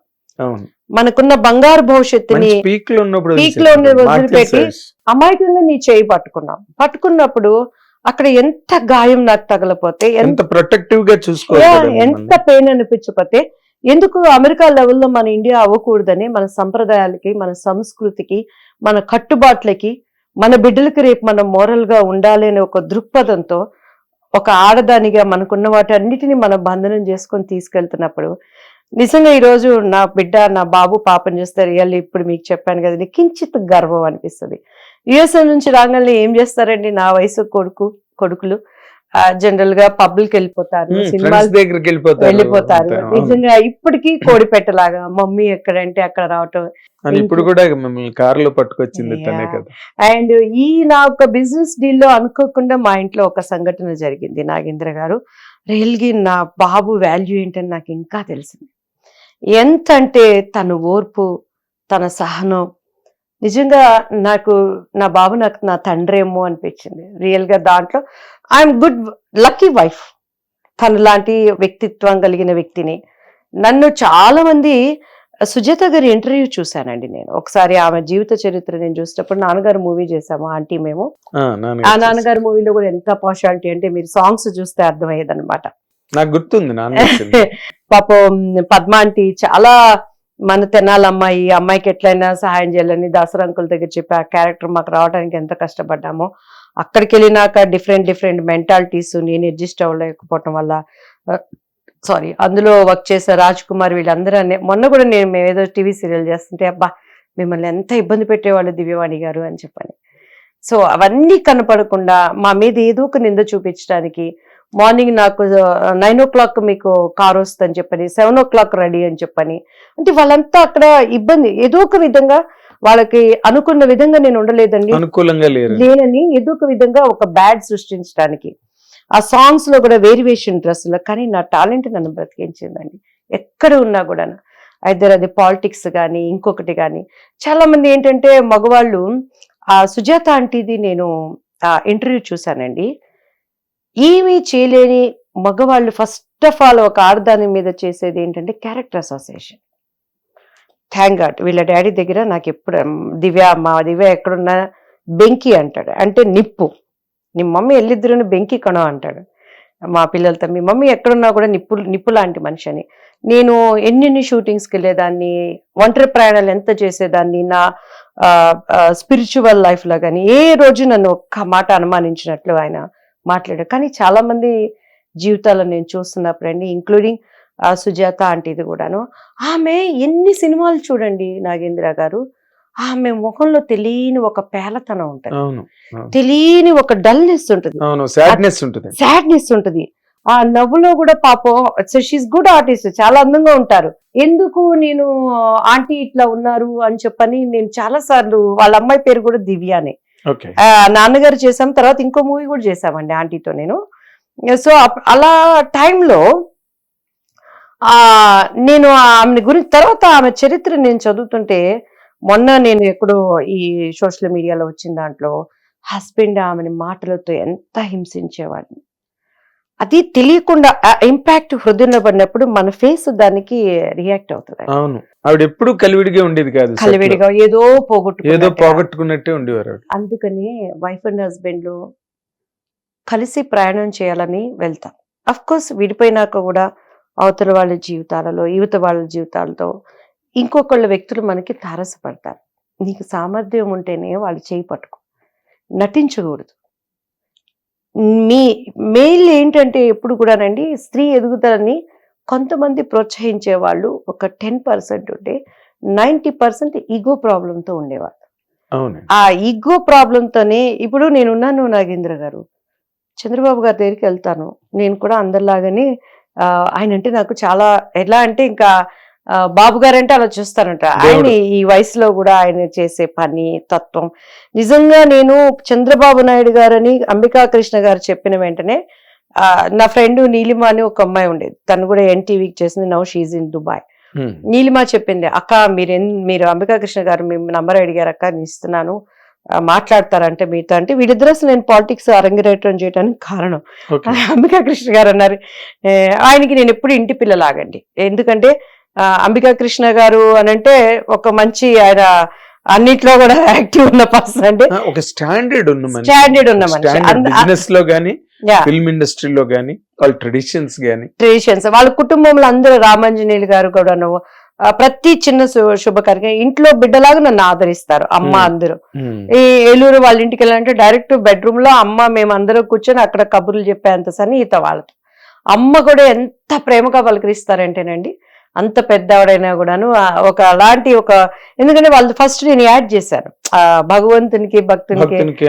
అప్పుడు వాళ్ళ అబ్బాయికి మ్యారేజ్ అయింది రామాంజనేయులు గారికి, నేను అందులో లక్ష్మీదేవి అనమాట. అసలు ఎంత బాగుంటానంటే నాగేంద్ర గారు, నాకు గుర్తుందమ్మా, అసలు శ్రీదేవి అనే వాళ్ళందరూ ఆ మేకప్ కళ్ళు చేయటం, ఆ లక్ష్మీదేవి డ్రెస్ లో మా అమ్మగారు అసలు ఏం మురుసుకునే వాళ్ళు నన్ను చూసుకొని. నిజంగా ఆ డేస్ మళ్ళీ రావు. అట్లా నేను ఆ ఒక డిసిప్లిన్ లైఫ్ లో మనం అలవాటయ్యి సడన్ గా ఒక ఆడపిల్ల ఎదుగుదల అనేది చాలా మంది మగవాళ్ళు తట్టుకోలేరు దాన్ని. మీ హస్బెండ్ కి అట్లా ఫీలింగ్స్ ఉండేవి? థ్యాంక్ గాడ్ అండి, ఆయనకి అస్సలు, నేను అందుకే చెప్తాను, నా ఫ్రెండ్స్ చూసిన వాళ్ళని గాని వాళ్ళు పడే బాధలు గాని. కానీ మీరు ఇప్పుడు వరకు మీ ఆయన గురించి చెప్పిన దాంట్లో there is not a single remark on him. ఏం లేదు. బట్ మీరు ఆయనకి దూరం అయిపోయారు, మీరు క్షమించలేపారు ఆయన? అసలు క్షమించడం కాదు కానీ ఎక్కడో కొన్ని హట్ అయిపోయి ఉంటాం. అయ్యకి ఏంటంటే కలవని మనసులు అయిపోతాయి అంతే. మరి ఇంత సున్నితం అయితే ఎలాగ దివ్యవాణి గారు మీరు? అందుకే మీరు సినిమా ఇండస్ట్రీలో కూడా అలా ఉండి అలా వెళ్ళిపోయారు, అక్కడ కూడా అలా ఉండి అలా వెళ్ళిపోయారు. మీ అనుభవము ఎంత గొప్పదో నాకు ఇప్పుడు అర్థమవుతుంది. చాలా సున్నితం. నేను అందరూ అంటారు దివ్యవాణి గారు చాలా సున్నితం. లేకపోతే అంత డెసిషన్ ఎలా తీసుకుంటారు? సినిమాలకు దూరం అయిపోవచ్చు, పెద్ద అది ఇష్యూ కాదు, ఎందుకంటే మీరేం కళలు గాని ఇది మీకు కళల ప్రపంచం ఏం కాదు. సినిమా ఇండస్ట్రీకి ఏదో ఆ ఏజీ చిన్నతనం and your pushed in to that. Okay, success వచ్చింది, కొన్ని సినిమాలు చేశారు, మ్యారేజ్ అయింది, వెళ్ళిపోయారు, that's a natural course. But coming to married life, మీరు అసలు మరి ఏ కారణానికి మీరు అంతలాగా హర్ట్ అయిపోయారో నాకైతే సావిత్రి గారి కారణమే కనిపిస్తుంది. నాకైతే పర్సనల్ గా టు మై ఎక్స్పీరియన్స్. ఒకటి నాగేంద్ర గారు, డబ్బే సమస్తం కాదు. ఒక మనిషి కలిసి ప్రయాణం చేయటానికి నమ్మకం, ప్రేమ. నమ్మకం ఫస్ట్, నమ్మకం. లైక్ అది బిజినెస్ గానీ, ఏదైనా వైఫ్ అండ్ హస్బెండ్ బాండీస్ కానీ, లేదు తండ్రి తల్లి బిడ్డల అనుబంధాలు గాని, ఏదైనా కానీ any bond is based on trust అండి, నమ్మకం. ఆ తర్వాత ప్రేమ. లేడీస్ ఎక్కడ మేము బెండ్ అయిపోతామంటే, ప్రేమ అంటే కుక్క పిల్లలు అయిపోతాం. ప్రేమ అంటే చాలు, చిన్న కుక్క పిల్ల, ఈ ప్రేమ చాలు మనకు అనుకుంటాం. రాను సంఘటనలు అనుభవాలలో వాళ్ళ రియల్ క్యారెక్టర్ ఎక్కడో ఒక చోట మనకి బయటకు వస్తుంది. అయినా కూడా దాన్ని భరిస్తూనే ఉంటాం. వై? బికాస్ ఆ ప్రేమను దూరం చేసుకోవడం ఇష్టం, ఇంకా ప్రేమ కావాలని. కానీ దేవుడు ఏమంటాడంటే, ఈ లోకంలో ప్రేమలు ఎంతవరకు, ఈ లోకంలో ప్రేమలు ఏ పాటివి అని మనకు తెలియటానికి కొన్ని సంఘటనల ద్వారా కొన్ని ఇన్సిడెంట్స్ మనకు బయటపడినప్పుడు లోపల తెలియకుండా సున్నితమైన మనసు గట్టిపడుతూ ఉంటది, గ్రాడ్యువల్ గా హార్డ్ అయిపోతుంది. కరెక్ట్. జనరల్ గా నా స్వభావం ఏంటి అంటే, తప్పు లేకుండా నేను మాటపడ, అది ఎవరన్నా కానీ. నా తప్పు ఉందని తెలిసింది అనుకోండి, నా కారు డ్రైవర్ అయినా, నా ఇంట్లో నాకు మేడ్ అయినా సరే, ఎమ్మటి వెళ్ళి సారీ చెప్పేస్తాను. అది నా స్వభావం. అదే క్లియర్ అయిపోతారు. తప్పు లేకుండా నన్ను ఒక మాట అంటే మాత్రం. ఒక్క మాట అండి, when you have separated your self from your husband, ఏం చెప్పారండి ఆయనకి మీరు? ఏం చెప్పలేదు. నేనంటే ఆయనకి చాలా ಅಭಿಮಾನಂ ಇಷ್ಟಮು. ನನ್ಗೆ ಇಷ್ಟ ಆಗಿಲ್ಲ ಈ ತರ ಎಲ್ಲ. ನೀನು ಮಕ್ಕಳಿಗೆ ತಂದೆ ಆಗಿರೋ ಅಷ್ಟೇ, ಏನ್ ಬೇಕೋ ಅವ್ರು ನೋಡ್ಕೊ, ನನ್ನ ಏಮಾತ್ರ ಡಿಸ್ಟರ್ಬ್ ಮಾಡಬೇಡ ಅన్నాను నేను. అంటే తెలుగులో చెప్పండి, నాకే రాదు కన్నడం. వ్యూవర్స్ అంటే నాకు నచ్చట్లేదు ఇలా లైఫ్, నన్నేమి డిస్టర్బ్ చేయకు, నా పని నన్ను చేసుకుంటే వెళ్ళిపోయి, పిల్లలకి నువ్వు తండ్రిగా నీ బాధ్యత నువ్వు చేసుకో అన్నాను అంతే. ఓ అంటే చాలా పాపం స్ట్రగుల్ అయ్యారు, చాలా తను బతిమాలేరా మిమ్మల్ని? ఆ, అవునా? అసలు ఇదే చాలా రీసెర్చ్ పాయింట్ అండి నిజంగా. అంటే ఆయన బతిమాలేరు, ఆయన మంచి వ్యక్తి అని చెప్తున్నారు, బతిమాలేరు అని చెప్పారు, but you are not excused him. అంతే, లేదు క్షమించలేదు మీరు. అంతే ఆ? అంతే, లేదు క్షమాపణని కాదు, కానీ నేనే no one perfect in the world. ఎవరు కూడా నీతిమంతుడు ఎవరు ఉండరు, Of course. అలాని కాదు, కానీ క్షమాపణ అక్కడ అంత పెద్ద మాటలు కాదు, కానీ మళ్ళీ మనస్ఫూర్తిగా నేను హార్ట్ఫుల్ గా అంగీకరించలేకపోయాను. ఎన్నాళ్ళండి మ్యారీడ్ లైఫ్ మీద? ఆల్మోస్ట్ మేము ఒక 10-12 years గా డివైడ్ అయిపోయి ఉన్నాం. అప్పటి వరకు గత 12 ఏళ్లలో. 12 ఏళ్ళ నుంచి. బట్ మా పిల్లలకి ఎక్కడ ఇంపాక్ట్ మేము పడనివ్వలేదు. అంటే ఇంకొక హైపోథెటికల్ క్వశ్చన్ దివ్యవాణి గారు, మీరు మళ్ళీ పెళ్లి చేసుకోవాలనుకోలేదా? అంటే మా మమ్మీ ప్రయత్నం చేశారు మధ్యలో. నేను డివోషనల్ గా అయిపోయినాక ఇలా ఒంటరిగా ఉండటం, పిల్లలు ఉన్నారు కదా అని చెప్పని, అంటే మా అన్నయ్య మా అక్కయ్య అమ్మ ఉన్నారు కాబట్టి నాకు ఆ ఫీలింగ్ నాకు తెలియలేదు. అండ్ సో పిల్లల కోసం నేను ఇక నా లైఫ్ అంతా ఎలా అంటే 10 years చర్చ్ అయిపోయిందండి. నేను డివోషనల్ గా బాబు హెల్త్ గురించి believe in Christ, I accepted Christ as a saviour in my life. So దాని తర్వాత నాకు ఇక 10 ఏళ్ళు చర్చి బైబిల్ తప్పించి బయట ప్రపంచంతో కనెక్టివ్ లేదు. సినిమాలు చేయలేదు, ఏం చేయలేదు, చాలా ఆపర్చునిటీస్ వచ్చినా కూడా చేయనని చెప్పేశాను. ఆ తర్వాత నేను మహానటి మళ్ళీ డైరెక్టర్ గారు మన దత్ గారు, నాగి అశ్విన్ గారు, ఆ అమ్మాయి అయితే బాగుంటుంది అన్నప్పుడు, అబ్బా ఈ చర్చిలో అందరూ పాస్టర్లు గారు దివ్యవాణి మళ్ళీ పాత జీవితానికి వెళ్ళిపోయింది అది ఇది అని అన్నారు. ఎందుకో నేను కొంత పిల్లల భవిష్యత్తు గురించి నేను మళ్ళీ వర్క్ చేసుకుంటే బాగుంటుంది, దేవుణ్ణి నేను వ్యాపారంగా చేయకూడదు అనే ఒక దృక్పథంతో మళ్ళీ నేను ఇండస్ట్రీకి రావటం జరిగింది. అప్పటికి అసలు ఇండస్ట్రీ ఎక్కడికి వెళ్ళిపోయిందో తెలియదు.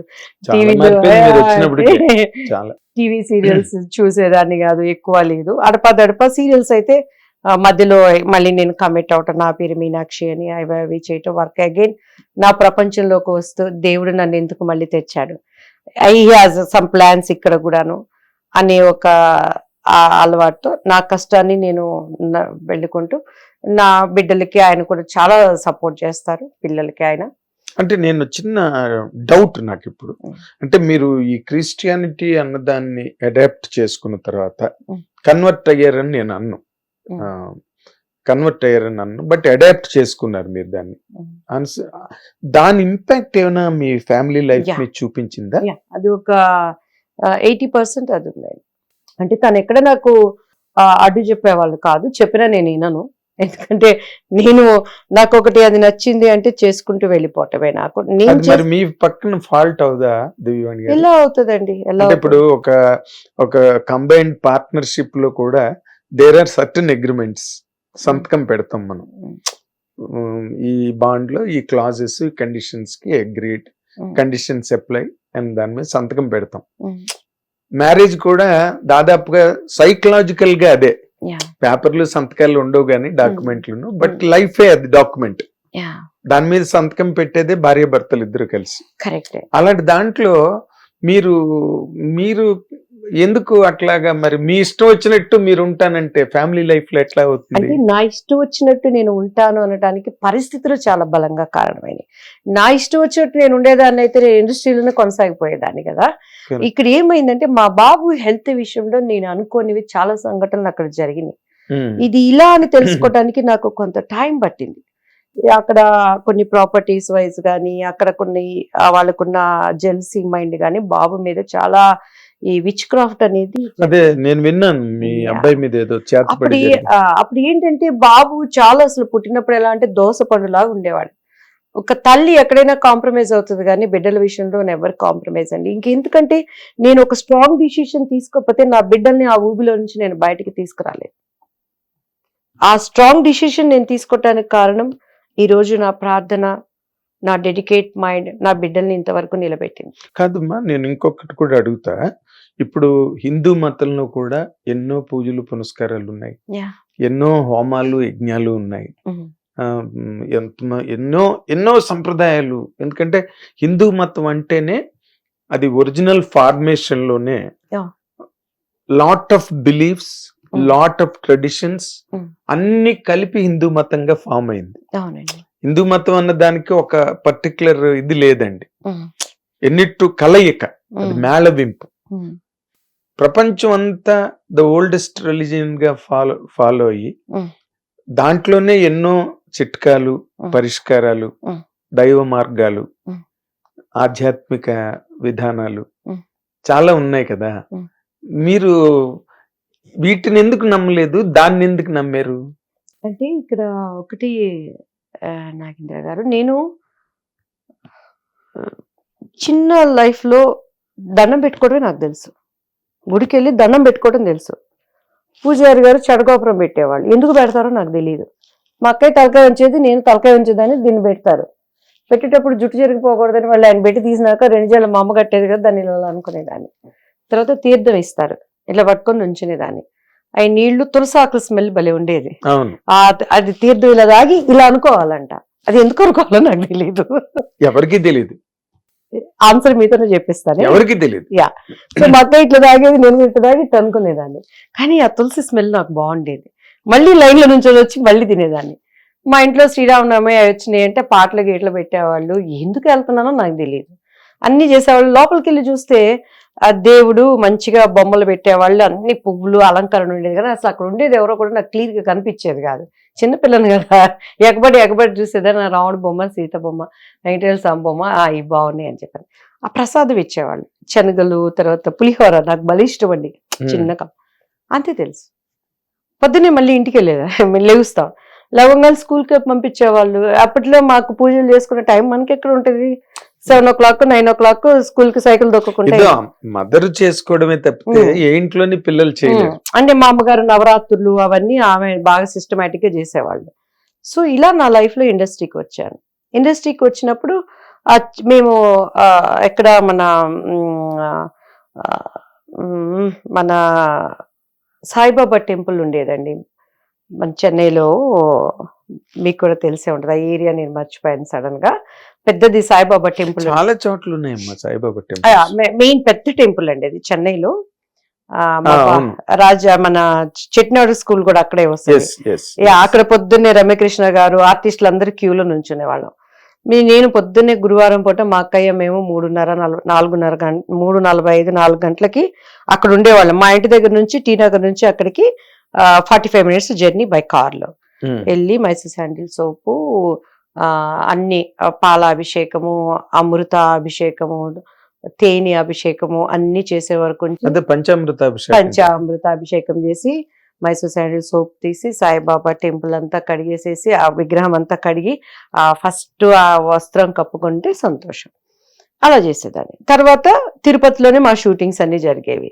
తిరుపతిలో ఉన్నాయంటే పొద్దున్నే ఎక్సర్సైజ్ కావట్దని చెప్పని మోకాళ్ళ పర్వతం వరకు ఎక్కటము, అక్కడ గ్యాప్ లో మాకు కారు ఉండటము, వెళ్ళిపోతే చీక్స్ అంతా రెడ్డిష్ అయిపోయాయి అనమాట ఆ ఎక్సర్సైజ్ ఇదికి. పొద్దున్నే వెళ్ళిపోతే ఎవ్రీ సాటర్డే పొద్దున్నే సుప్రభాత సేవ అని, బ్రేక్ దర్శనం అని స్పెషల్ విఐపితో తీసుకొచ్చేవాళ్ళు. దేవుడు అంటే ఒక భయం ఉంది, ఒక భక్తి ఉంది, కానీ వాట్ ఈస్ గాడ్ అనేది నాకు తెలియదు.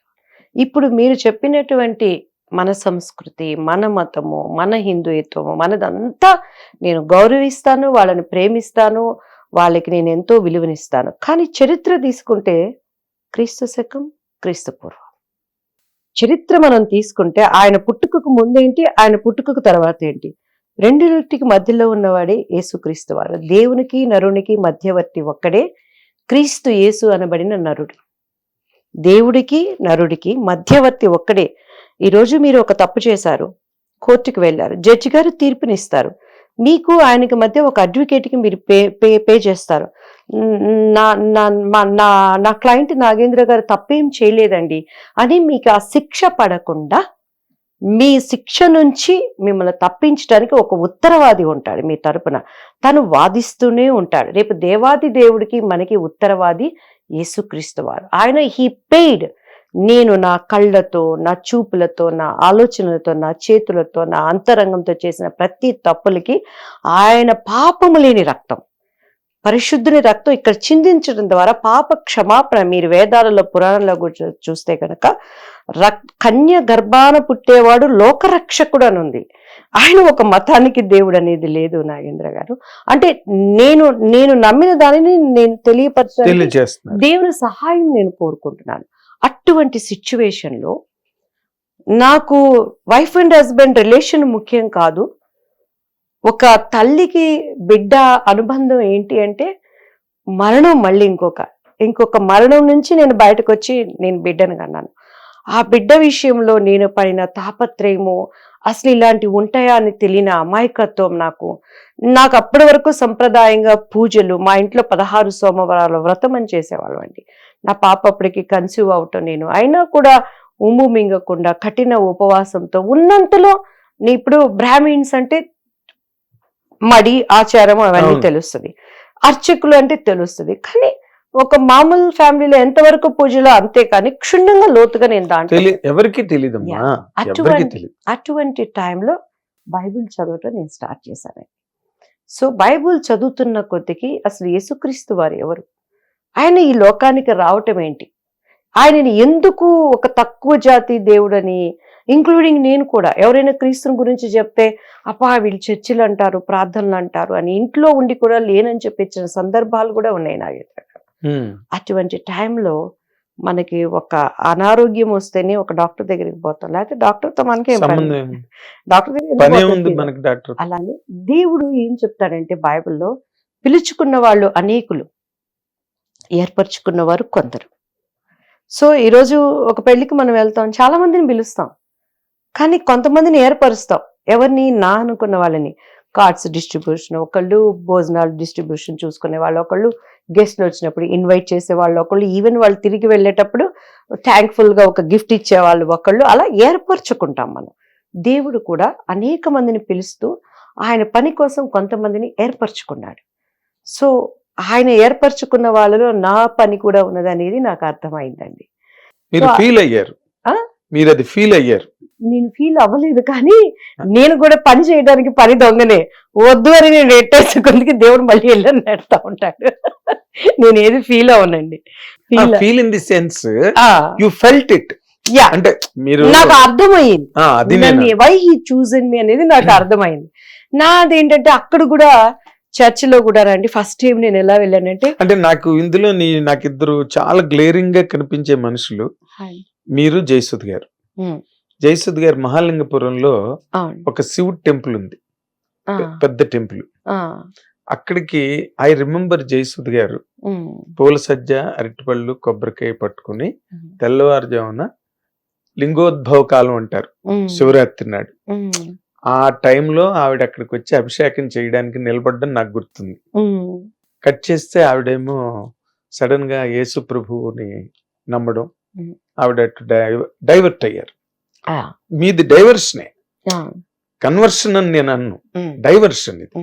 ఎలాగంటే ఇక్కడ ఏదో దొరుకుతుంది మనకు మనశ్శాంతితో ఒక పరిష్కారం, ఒక పరిష్కారం. మా బాబుకి హెల్త్ బాగుంటే చాలే, ఏ దేవుడైతే ఏంట్లే, అన్ని దేవుళ్ళకి తిరిగాను. పెళ్లి పుస్తకంలో మీరు చూసారు కదండి, అసలు పెద్ద జుట్టు నాది, తిరుపతి వెళ్ళాను, గుండు కొట్టించుకున్నాను, బాబుకి నయమైతే హెల్త్ బాగుంటే చాలు, అన్ని చేశాను నేను. తల్లికి మతం ఏదైనా కానివ్వండి, కానీ తల్లికి పిల్లల్ని మించింది ప్రపంచంలో మరేం లేదండి. భర్త లేదు అంటే మనం చాలా కొలెక్టివ్ లాంగ్వేజ్ లో మాట్లాడుకుంటే భర్త లేదు, బొంగు లేదు, పిల్లలే ఏ తల్లికైనా, ఈవెన్ జంతువులకైనా పిల్లల్ని కాపాడుకుంటాయి, ఈవెన్ జంతువులు కూడా. సో దాంట్లో అసలు నో కాంప్రమైజ్ కానండి. బట్ మీకెందుకు ఆ సొలేసో, ఆ ఆశీర్వచనమో, లేకపోతే ఆ షెల్టర్, ఒక ఆశ్రయం ఎందుకు మీరు ఇక్కడ దొరకలేదని అనిపించింది మీకు? Did you ever try for that? నేను ఇవన్నీ కూడా విన్నాను, అంటే నేను ఎక్కువ వినటము, మన సంస్కృతి ధర్మాలన్నీ చూశాను, కానీ మనసుకి ఒక ఆన్సర్ చెప్తే అది మనకి నమ్మబుద్ధి కావాలి. ఒక ఆన్సర్ మనకి నమ్మబుద్ధి కావాలి. నేను చేసే పని, నేను చేస్తున్నది ఇక్కడ నాకు సాటిస్ఫాక్షన్ అవ్వాలి. అలా నేను అన్ని తిరిగినప్పుడు నాకు చేస్తున్నాను. నా పితరులు చెప్పింది, నా పూర్వీకులు చెప్పింది, నా కుటుంబీకులు చెప్పింది చేస్తున్నాను, కానీ ఇక్కడ దానికి సాటిస్ఫాక్షన్ అనేది నాకు లేదు. నేను బైబుల్ చదివినప్పుడు అసలు ఏంటి, దేవుడు అంటే ఎవరు, భూమి పుట్టుక ఎలా జరిగింది, అన్నిటికీ ఆధారాలతో ఉంది ఇక్కడ, ప్రూఫ్స్తో ఉంది ఇక్కడ. సో అది నన్ను నమ్మింపజేసింది. ఫస్ట్ ఆ నమ్మకము నన్ను నడిపించింది. తర్వాత నేను ఎక్కడి విననటువంటి మాటలు నేను బైబిల్లో నన్ను బాగా హర్షించు. అవునమ్మా, మీరు ఇప్పుడు బైబిల్ని పరిపూర్ణంగా మీరు చదివారు కాబట్టి ఆ బైబిల్లో ఏముంది అన్నది మీరు అర్థం చేసుకున్నారు, రీచ్ అయింది మీకు రీచ్ అయింది, మీరు దానికి రీచ్ అయ్యారు. మీరు అసలు హిందూ గ్రంథాలు గాని లేకపోతే అందులో ఉండే శ్లోకాలు, దాని టీకా తాత్పర్యాలు, దాని అర్థం ఏంటి, అసలు మనం ఎందుకు ఇది చెబుతున్నాం, శుక్లాంబరధరం అని ఎందుకు చదువుతున్నాం, లేకపోతే సరస్వతి నమస్తుభ్యం అని ఎందుకు చదువుతున్నాం, వెంకటేశ్వర స్వామికి ఎందుకు మనం దండం పెడుతున్నాం, ఎందుకు నిలువు కాళ్ళ మీద వెళ్తున్నాం, వీటన్నిటికీ మీరు దాన్ని చదవలేదు, దాన్ని అర్థం చేసుకోలేదు. ఒక్కొక్కసారి మనకి వంటలు చేయకపోవటం రాకపోవచ్చు నాగేంద్ర గారు, తిన్నామంటే దాని రుచిని చెప్పగలం. వంట చేయటం నాకు రాకపోవచ్చు, ఆల్రెడీ ఈ చరిత్రలు గ్రంథాలు నా పూర్వీకులు వాళ్ళ పేర్లు ఎత్తడానికి కూడా నాకు అర్హత లేదు, వాళ్ళకున్నంత పరిజ్ఞానం నాకు లేదు, కానీ వాటిని నేను తిన్నాను, వాటిని రుచిని నేను చూశాను. యెహోవా ఉత్తముడని రుచి చూసి తెలుసుకోమంటుంది బైబిల్. దేవుడు మొన్న కూడా ఒక పెద్ద ఒక పూజారి, అదే ఏమంటారు స్వామీజీ గారు ఎక్కడో చెప్పారండి, దేవుడు ఒక్కడే, దేవుడు ఒక్కడే. ఇంక ఇవన్నీ ఏంటి, ఇంతమంది ఏంటి, ఎవరి ఇష్టానికి వాళ్ళు పెట్టుకుంటున్నారండి, మా అదేంటి బంగారం ఒకటే చాలా నగలు చేసుకుంటున్నాను కదా, నేను కూడా అందులోంచి వచ్చిన దాన్ని, నేను కూడా. కానీ సత్యం వేరు, సర్వసత్యం వేరు. సత్యంలో ఉన్న నేను సర్వసత్యంలోకి నడిపించబడ్డాను. నేను ఏదైతే నమ్మానో ఒకానొక దినాన దాన్ని నేను చూస్తాను, నా విశ్వాసం అది. దేవుడు ఏమంటున్నాడంటే, నేను తిరిగి వస్తాను అని చెప్పినటువంటి ఆరాధించబడిన వాడు ఈ భూప్రపంచంలో ఎవరైనా ఉన్నారా? నేను తిరిగి వస్తాను, ఐఎమ్ కమింగ్ సూన్ అని చెప్పాడు ఆయన. నేను ఎలా వెళ్ళానో నేను అలా తిరిగి వస్తానని దాన్ని నమ్ముతున్నాను. ఎందుకంటే ఆయన మృతుడిగా ఇక్కడ లేడు. తర్వాత ఆయన ఏ పాపము ఎరగనివాడు. ఆయన ఎందుకు కన్య గర్భాన పుట్టినవాడు అని ఉంటుంది. మొన్న నేను తిరుపతిలో కూడా ఆయన పేరు ఒక మంచి సహోదరులండి, ఆయన అక్కడ అర్చకులు అనమాట.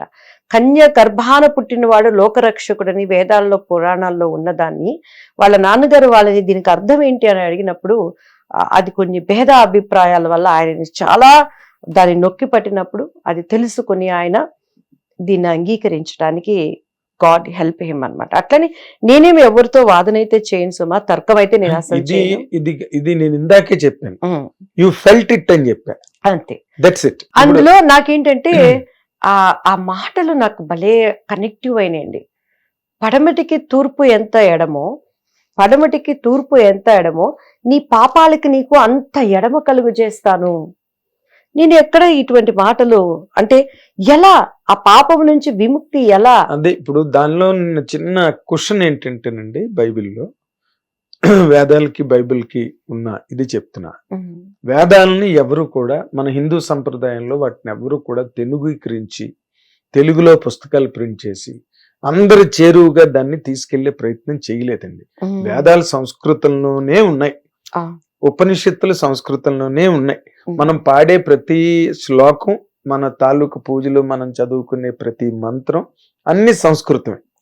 వాడిని ఎవరు తెలుగులోని రాసి అనువదించి మనకి పూర్వీకుల నుంచి ఉద్భవించినవి, అది అలా ఉండిపోయింది. ఎప్పుడు మనం గౌరవిస్తాం. కానీ ఇక్కడికి వచ్చేసరికి ఏంటంటే అది ఇంగ్లీష్ లో ఉండడం వల్ల దీన్ని మత వ్యాప్తి కోసం అని చెప్పి ట్రాన్స్లేషన్ చేశారు అన్ని లాంగ్వేజెస్ లోకి translation. But Sanskrit is not translated in to any language.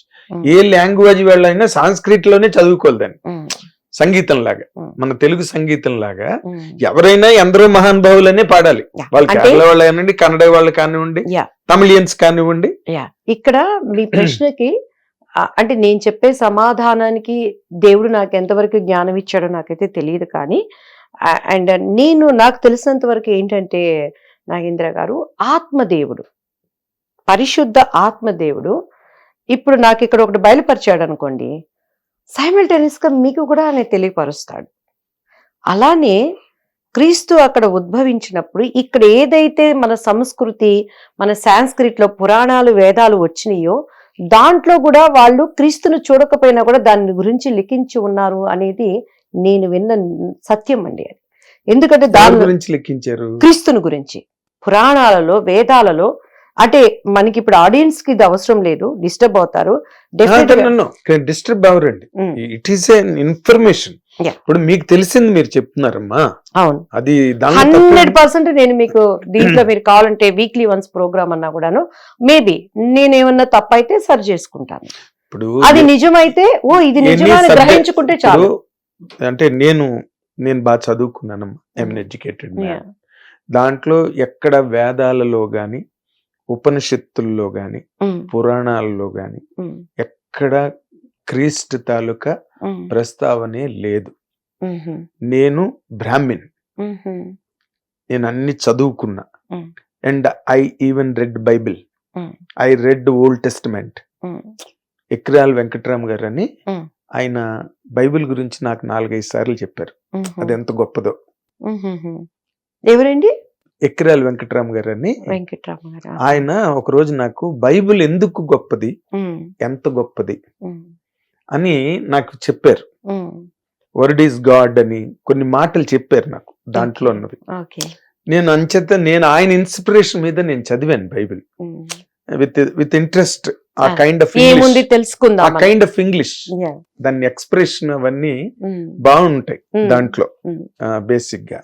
But నాకు తెలిసినంత వరకు, నేను చదువుకున్నంత వరకు, నా అనుభవంలో లేదా నేను పెద్ద పెద్ద గురువులతోని పరమాచార్యులతోని కూడా నేను మూవ్ అయ్యా, ప్రయాణం చేశాను. నేను ఎక్కడ పురాణాల్లో ఉపనిషత్తుల్లో వేదాలలో క్రీస్తుకి సంబంధించిన ప్రస్తావనే లేదు. మీరు కూడా ఒకసారి చెక్ చేసుకోండి తప్పకుండా. నేను సబ్జెక్ట్ కరెక్షన్ మనకి ఇంటర్వ్యూ అయిపోయినాక లైక్ నా బ్రదర్ లాగా నేను డిస్కషన్ చేయటంటే నాకు కూడా తెలుసుకోవాలి.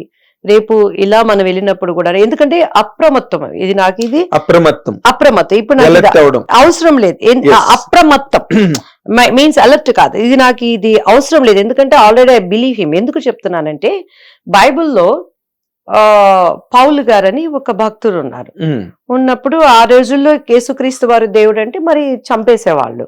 రాజు దగ్గర ఆయన ఉన్నప్పుడు ఆయన అన్ని దేవుళ్ళని ఫోటోలు పెట్టి రాసి పలకల మీద, అప్పట్లో రాతి పలకల మీద అన్ని దేవుళ్ళు, ఆయన పూజించే దేవుళ్ళు, స్త్రీ మూర్తులు అన్ని రాసి ఒక పలక మీద మాత్రం లాస్ట్ లో కనిపించని దేవుడు అని రాశాడు. ఈయనకి ఎలా చెప్పాలో తెలియటం లేదు. ఒకవేళ అయ్యా ఈయన దేవుడు అంటే చంపేస్తారు. దేవుడు కూడా తగిన సమయాలలో ఆయన అక్కడ నుంచి తప్పించుకుపోయాడని ఉన్నప్పుడు ఆయన చూస్తూ అగ్రస్తు రాజా దగ్గర అన్ని చూసి చూసి చూసి కనిపించిన దేవుడు, అయ్యా మీరు అన్ని దేవుళ్ళ పేరు రాశారు కదా, నేను చెప్తున్న దేవుడు ఎవరో తెలుసా, ఈ కనిపించిన దేవుడు అని చెప్పారే ఆ దేవుడు గురించి నేను చెప్తుంది అని చెప్పాడండి.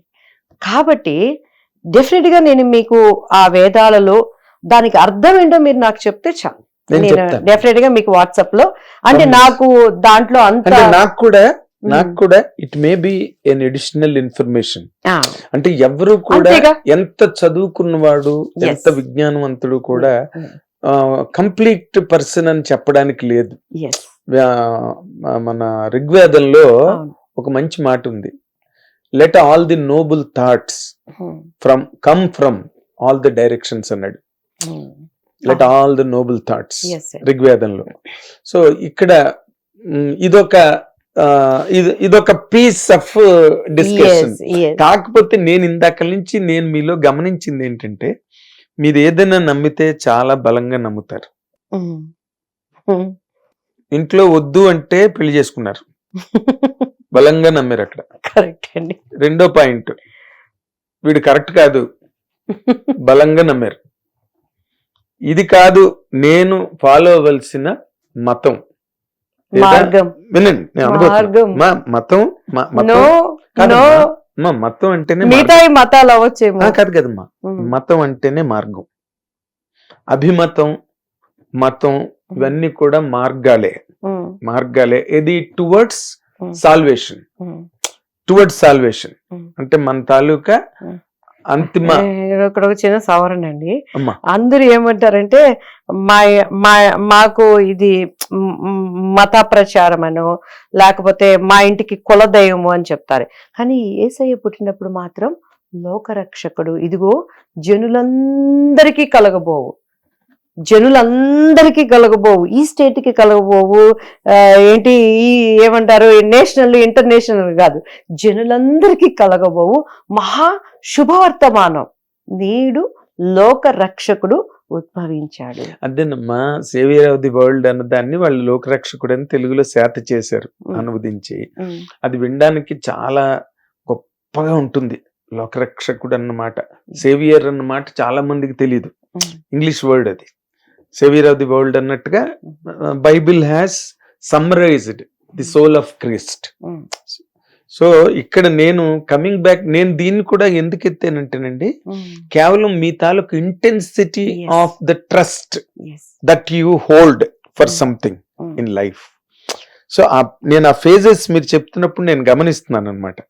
మొదట అది, తర్వాత ఇంకోటి, తర్వాత ఇంకోటి, మీ అనుభవం కదండి. తర్వాత మేమంతా ఇంత పిల్లల్లో ఇండస్ట్రీ అనుభవం అనేది ఉంటది కదా. మీ ప్రయాణం నేను అబ్జర్వ్ చేసిన దాంట్లో ఎక్కడైనా మీరు కార్నర్ అయిపోతున్నానని అనిపించలేదా మీకు?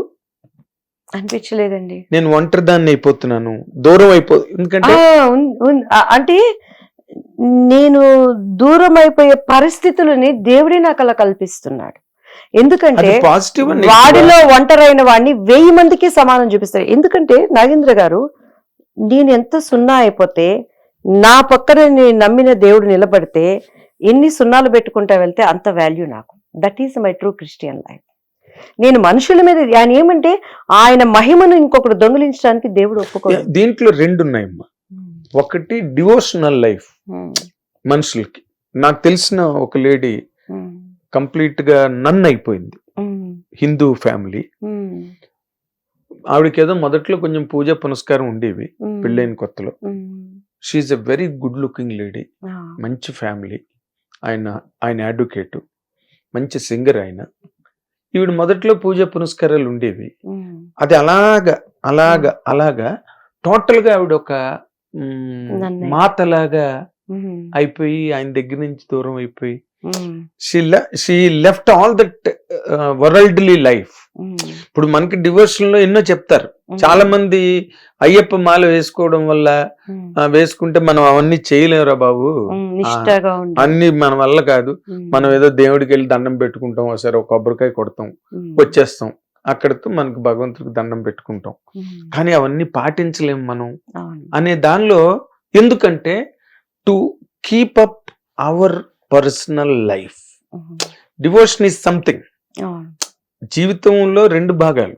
ఒకటి మన జీవితమే ఆధ్యాత్మికం అయిపోతే ఒక కంచి పరమాచార్యులకు మారు, లేకపోతే పోపులు, ఫాస్టర్స్, వాళ్ళకి వాళ్ళ లైఫ్ వాళ్ళకి ఉంటాయి కదమ్మా. సో నేను ఏ యాంగిల్ తీసుకున్నానంటే ఈ డిస్కషన్, మీరు ఎంత బలంగా నమ్ముతారా ఏదైనా నమ్మితే అన్న దాని మీద. ఇందులో ఈ రకమైన నమ్మకం వల్ల మనుషులు ఎప్పుడైతే ఒక నమ్మకానికి కట్టుబడి, ఒక నమ్మకానికి మనం మొత్తం అంతటిని కలుపుకుని వెళ్ళేటప్పుడు మనది ఒంటరి ప్రయాణం అయిపోతుంది. మీరు చెప్పచ్చు దేవుడు ఉంటాడని. దేవుడు అది ఎవరికి? ఇప్పుడు పీఠాల్లో ఉంటారు, పీఠాల్లో వాళ్ళు దేవుడు చెంతను ఉంటారు, ఆత్మ పరమాత్మ ఒకటే అని. బట్ మనది వరల్డ్లీ లైఫ్ కదమ్మా. మీరు సినిమా యాక్ట్రెస్, ఓ పక్కన రియల్ ఎస్టేట్ వ్యాపారి, 2 పిల్లల 3 పిల్లల, మీకు 2 పిల్లల తల్లి.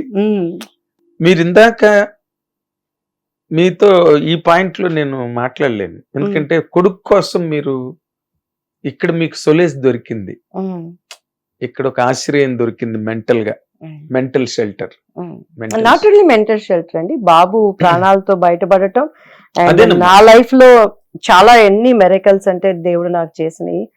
కానీ మీరు ఇంకోటి గమనించాలమ్మా, అంటే మీ వరకు మీరు దీన్ని ఎట్లాగా అబ్జర్వ్ చేస్తారు, లేకపోతే దీన్ని ఎట్లా మీరు చూస్తారు అన్నది మళ్ళీ మీ పర్సనల్ పర్సెప్షన్. అంతే, ఎవరికి వాళ్ళది. ఇప్పుడు హిందూ మతంలోకి రమ్మని ఎవరిని ఎవరు, you are a politician also, అవును. కాబట్టి నేను ఈ టాపిక్ మీతో ఎత్తుతున్నా.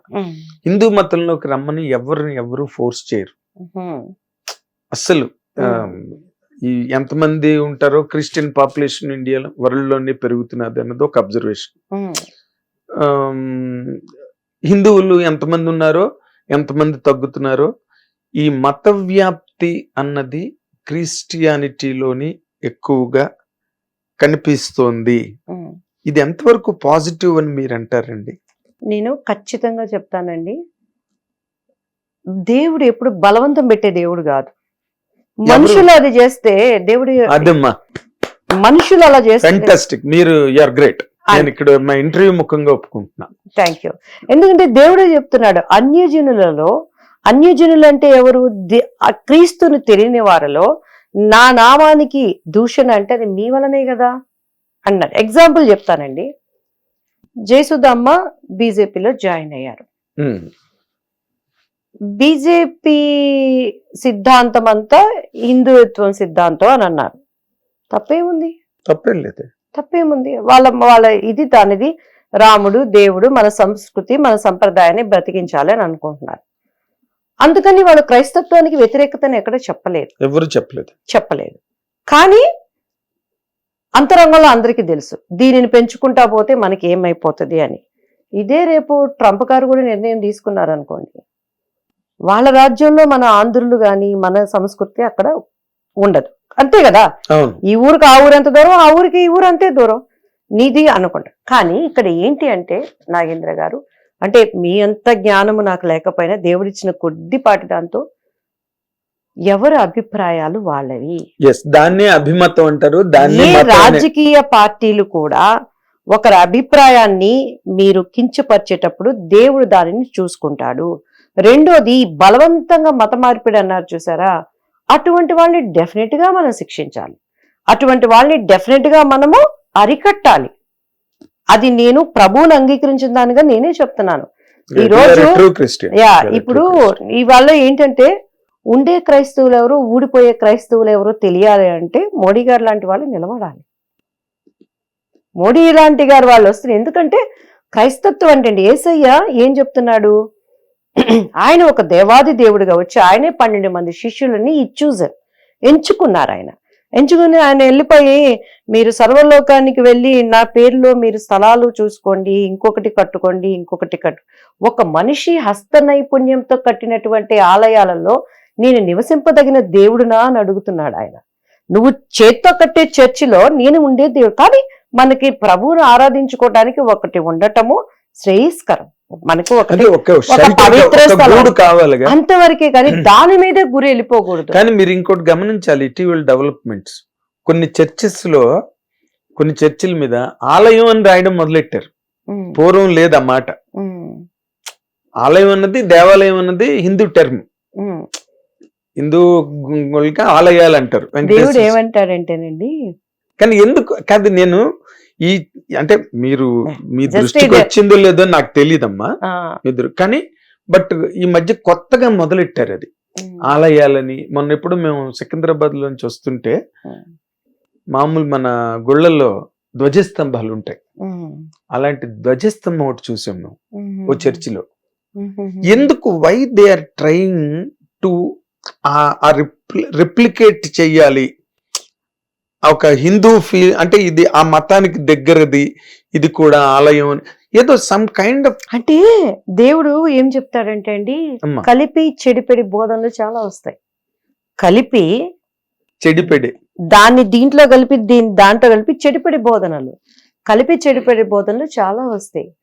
కానీ ఈ అంత్య దినాలలో మనము ప్రతిదీ కూడా చాలా క్షణాల్లో మనకి డిస్ట్రాయ్ అయిపోవటానికి ఎప్పుడు శత్రువు మనల్ని లాగుతూ వెంటబడుతూనే ఉంటాడు. ఈ రోజు ప్రామిస్ గా నేను చెప్తున్నాను, మీరు దేవుని ఏర్పాటులో ఉన్న వ్యక్తి. ఎందుకంటే యాజ్ ఎ బ్రాహ్మణ్ గా మీరు చేసినటువంటి స్ట్రాంగ్ ముందు యథార్థవంతుల కొరకు దేవుడు కనుదృష్టి లోకం అంతా తిరుగుతున్నాడు. చర్చిలు కొట్టే వాళ్ళ కోసమో లేకపోతే ఇంకొకటి నేను క్రైస్తవ సహోదరులను కూడా నేను కించపరచట్లేదండి, ట్రూత్ చెప్తున్నాను.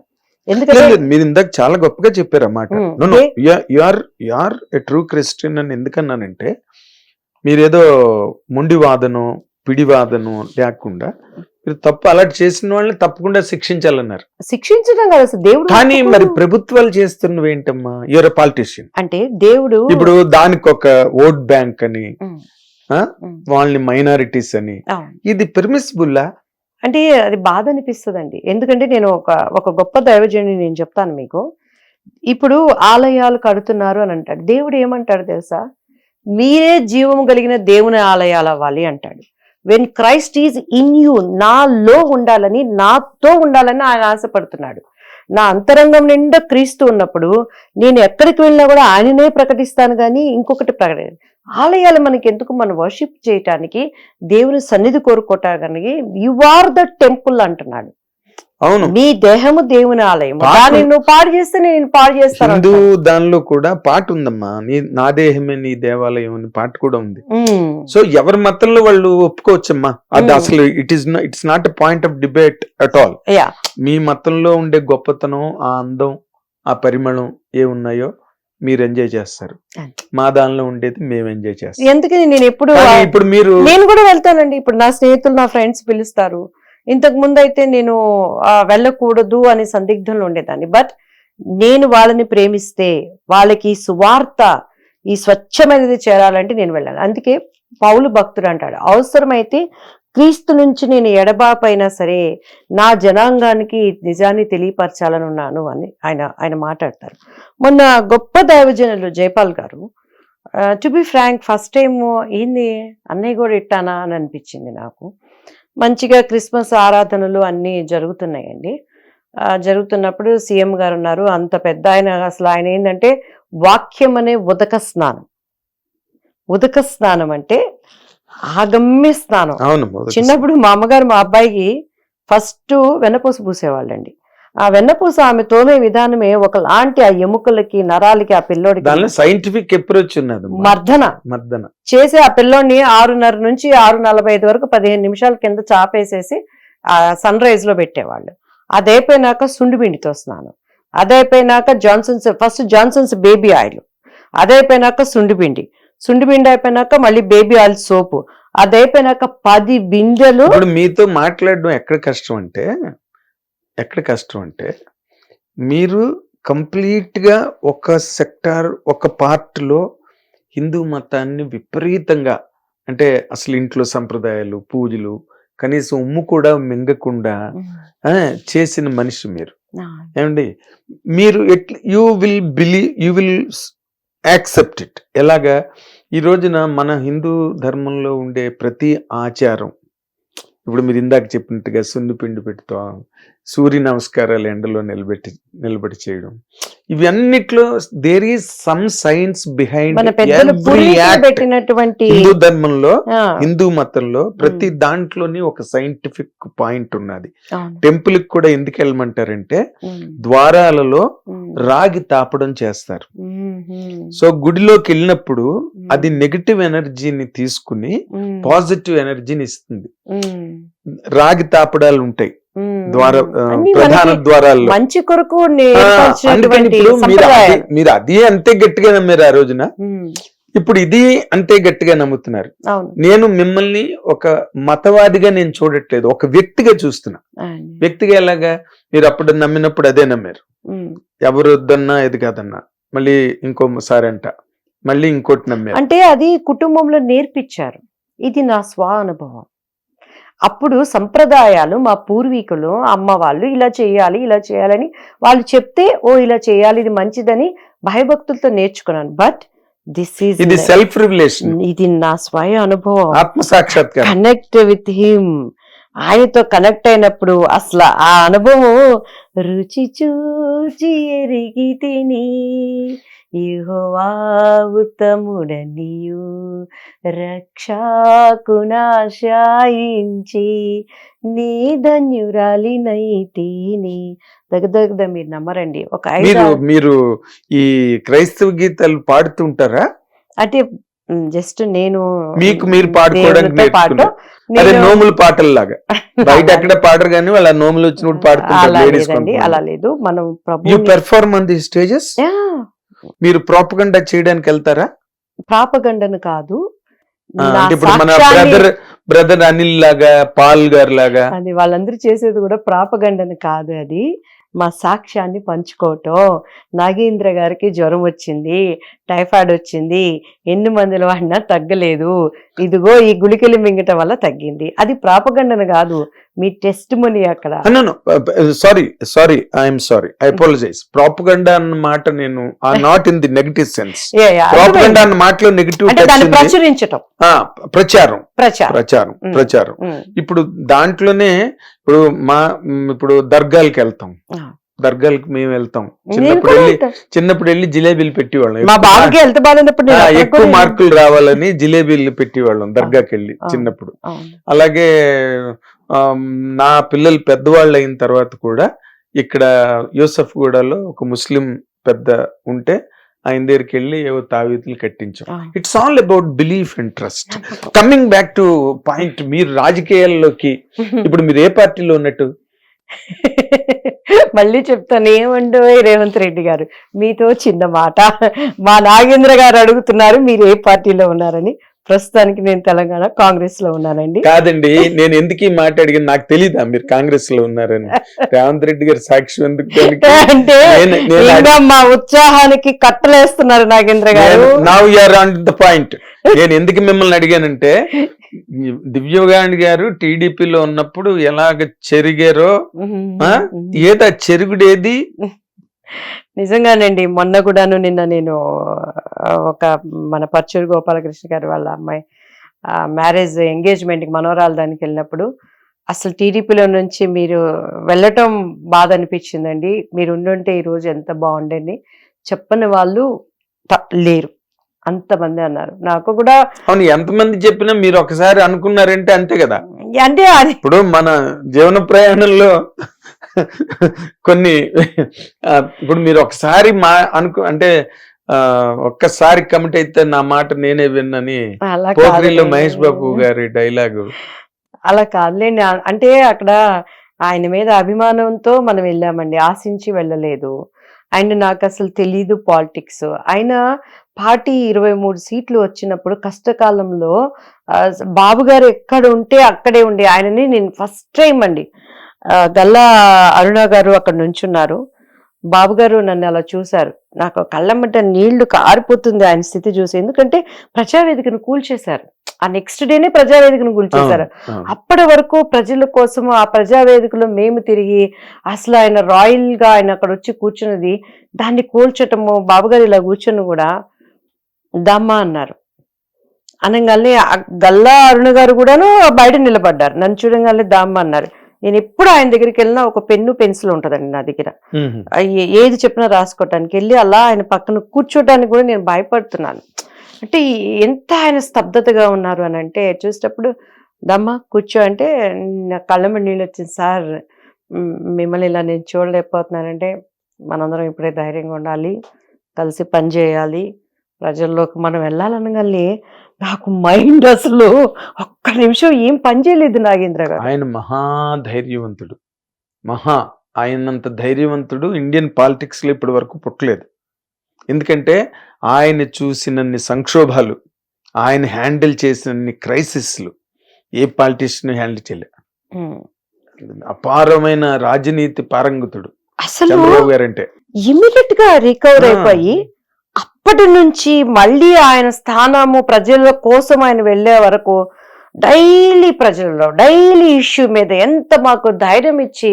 ఎందుకంటే మరి మీరు ఆయన అంత అభిమానించిన మనిషి ఏ కారణాలకి టీడీపీ వదిలేసి బయటకు వచ్చారు? అంటే ఇక్కడ నాకు జరిగినంత వరకు నా అవగాహనలో, maybe I'm right or wrong, I don't know. అంటే ఇక్కడ ఏం జరిగింది అంటే, బాబు గారు నన్ను చాలా ఎంకరేజ్ చేశారు. నేను అమ్మ భువనేశ్వరి గారిని వీళ్ళంతా క్యారెక్టర్ అసోసియేషన్ అది ఇది మాట్లాడినప్పుడు స్ట్రాంగ్ గా కౌంటర్లు ఇస్తే లోకేష్ గారు సపరేట్ గా చెప్పారు, అమ్మ చాలా మాట్లాడారంటే అంతమంది ముందు బాబు గారు నన్ను అన్నారండి, దివ్యవాణి గారు చాలా బాగా మాట్లాడారు, ఆమెను స్ఫూర్తిగా తీసుకొని మనం మాట్లాడాలని. చుట్టూ ఉన్న తక్కువ లేడీస్ లో కూడా మన ఎదుగుదలను చూసి కొంతమంది లోపల ఏంది నిన్న గాక మొన్న వచ్చింది దూసుకెళ్ళిపోతుంది అనే అభిప్రాయం చాలా మందికి ఉండింది, కానీ నేను దాన్ని గ్రహించుకోలేకపోయాను. అండ్ సెకండ్ వన్ వచ్చి, అప్పుడు బీజేపీకి వ్యతిరేకంగా ఉన్నారు బాబు గారు, ధర్మ పోరాటం అవన్నీ చేసి బీజేపీ నుంచి డివైడ్ అయిపోయి ఉన్న టైంలో ఫస్ట్ క్రిస్మస్ జరిగినప్పుడు జగన్ గారు, ఆయన డీజీపీ గారు అండ్ హోమ్ మినిస్టర్ ముగ్గురు బిలీవర్సే వాళ్ళు ముగ్గురు కలిసి అక్కడ ఏదో క్రిస్మస్ సెలబ్రేషన్స్ చేశారు అనే దానికి అప్పుడు బీజేపీ లైన్ లో ఫాలో అవుతూ అందరం మేమున్నాము. రామ్మోహన్ నాయుడు గారు మొత్తం టోటల్ టీడీపీ కుటుంబం మొత్తం ఒక 2000 మంది వరకు ఉన్నప్పుడు లోపల మీటింగ్ జరిగినప్పుడు క్రైస్తత్వం గురించి బాబు గారు మాట్లాడినప్పుడు నేను ఊరికనే ఉండొచ్చు కదా, వెనకాల వాళ్ళు నన్ను గెలికారు, నువ్వు మాట్లాడు దివ్య, నువ్వు ధైర్యంగా చెప్పు అని అన్నారు. మనకేం తెలుసు, అలా చెప్పకూడదంట, ఆయనకు ఉన్నది ఉన్నట్టు లోపలికి వెళ్ళి సపరేట్ గా చెప్పాలంటే. నేను గబక్కున మైక్ తీసుకుని, సార్ ఒక వ్యక్తి కోసం ఒక వ్యవస్థను ఎట్లా అంటారండి, ఇంటికి ఒకడు ఉన్నాడు క్రైస్తవుడు, ఆ ఓటింగ్ అంతా మనకు వద్దా అని చెప్పని నేను మాట్లాడేశాను. కూర్చో మైక్ తీసుకోండి అనేసారు పెద్ద ఆయన. కానీ తర్వాత అక్కడ ఉన్న 300 మంది నాకు ఫోన్ చేసి, నక్కా ఆనందబాబు గారి దగ్గర నుంచి ప్రతి ఒక్కళ్ళు, శభాష్ దివ్యవాణి, మేము చెప్పాలనుకున్నది నువ్వు చెప్పలేకపోయాము, నువ్వు చెప్పావమ్మా అన్నారు. ఏమండి నాకు భయం వేస్తుందండి, నేను ఏదో చెప్పేశాను, ఆ ముక్కేదో ఆయన దగ్గర చెప్పొచ్చు కదా మీరు అని అన్నారు. అదేదో ఆ ముక్కేదో అమ్మాయి కొత్త అమ్మాయి అండి, ఒకవేళ ఏదో పాపం తెలియకందేమో, కానీ తను చెప్పింది నిజం, మనం దీని సార్. ఆ తర్వాత క్రిస్టియన్స్ మొత్తం రోడ్డు మీదకి వచ్చేసారండి. మీరు కావాలంటే ఆ టైము డేటు మీకు ఇస్తాను చూసుకోండి. అందరూ నాకు ఫోన్ చేసి, నువ్వు బిలీవర్ కదా దివ్యవాణి, నువ్వు చెప్పకుండా ఏంటని నా మీద పడ్డారు. ఫస్ట్ టైం ప్రార్థనతో కూడినటువంటి మీటింగు టీడీపీ పార్టీ ఆఫీస్ లో బాబు గారు నాకు ఎల్లో చేశారండి. నిజంగా దేవుడు ఎప్పుడు ఆయన సన్నిధిలో ఆయన రాజ్యంలో ఆయన ఉండాలని నేను మనస్ఫూర్తి ఉంటారు ఆయన. ఎందుకంటే ఆయన అంత నిస్వార్థమైన మనిషి. రాజకీయం అంటే తప్పదు, అప్పట్లో వెనకాలంటే సవ్యసాచులాగా బాణాలు వేసుకునే వాళ్ళు, ఉఫ్ అంటే యుద్ధాలు అవి. కానీ ఇప్పుడు ఏంటి, యుక్తి మీద ప్లాన్ కి పై ప్లాన్ వేసుకొని కొట్టుకుంటా పోతే నవేడేస్ రాజకీయాలు. సో ఇటువంటి టైంలో బాబు గారిని నేను అక్కడెక్కడ నేను అనను. దానికి ఆ మహాసేన రాజేష్ అనే ఆయన కూడాను మొన్నటి వరకు బైబిల్ పట్టుకొని తిరిగింది దివ్యవాణి అది అన్నప్పుడు ఫస్ట్ ఆయన నంబర్ ఇవ్వడం, ఆయన నంబర్కి నేను ఫోన్ చేశాను, నేను నీకు ఆన్సర్ చెప్తాను, నేను ఎక్కడ ఎందుకు నేను మాట్లాడనే దానికి అని చెప్పని. అప్పటి వరకు నేను అటువంటి వ్యక్తి ఉండాలని కూడా నిస్వార్థంతో చెప్పిండానండి. ఈవెన్ బాబు గారు నాకు ఏమంటారు, నాకు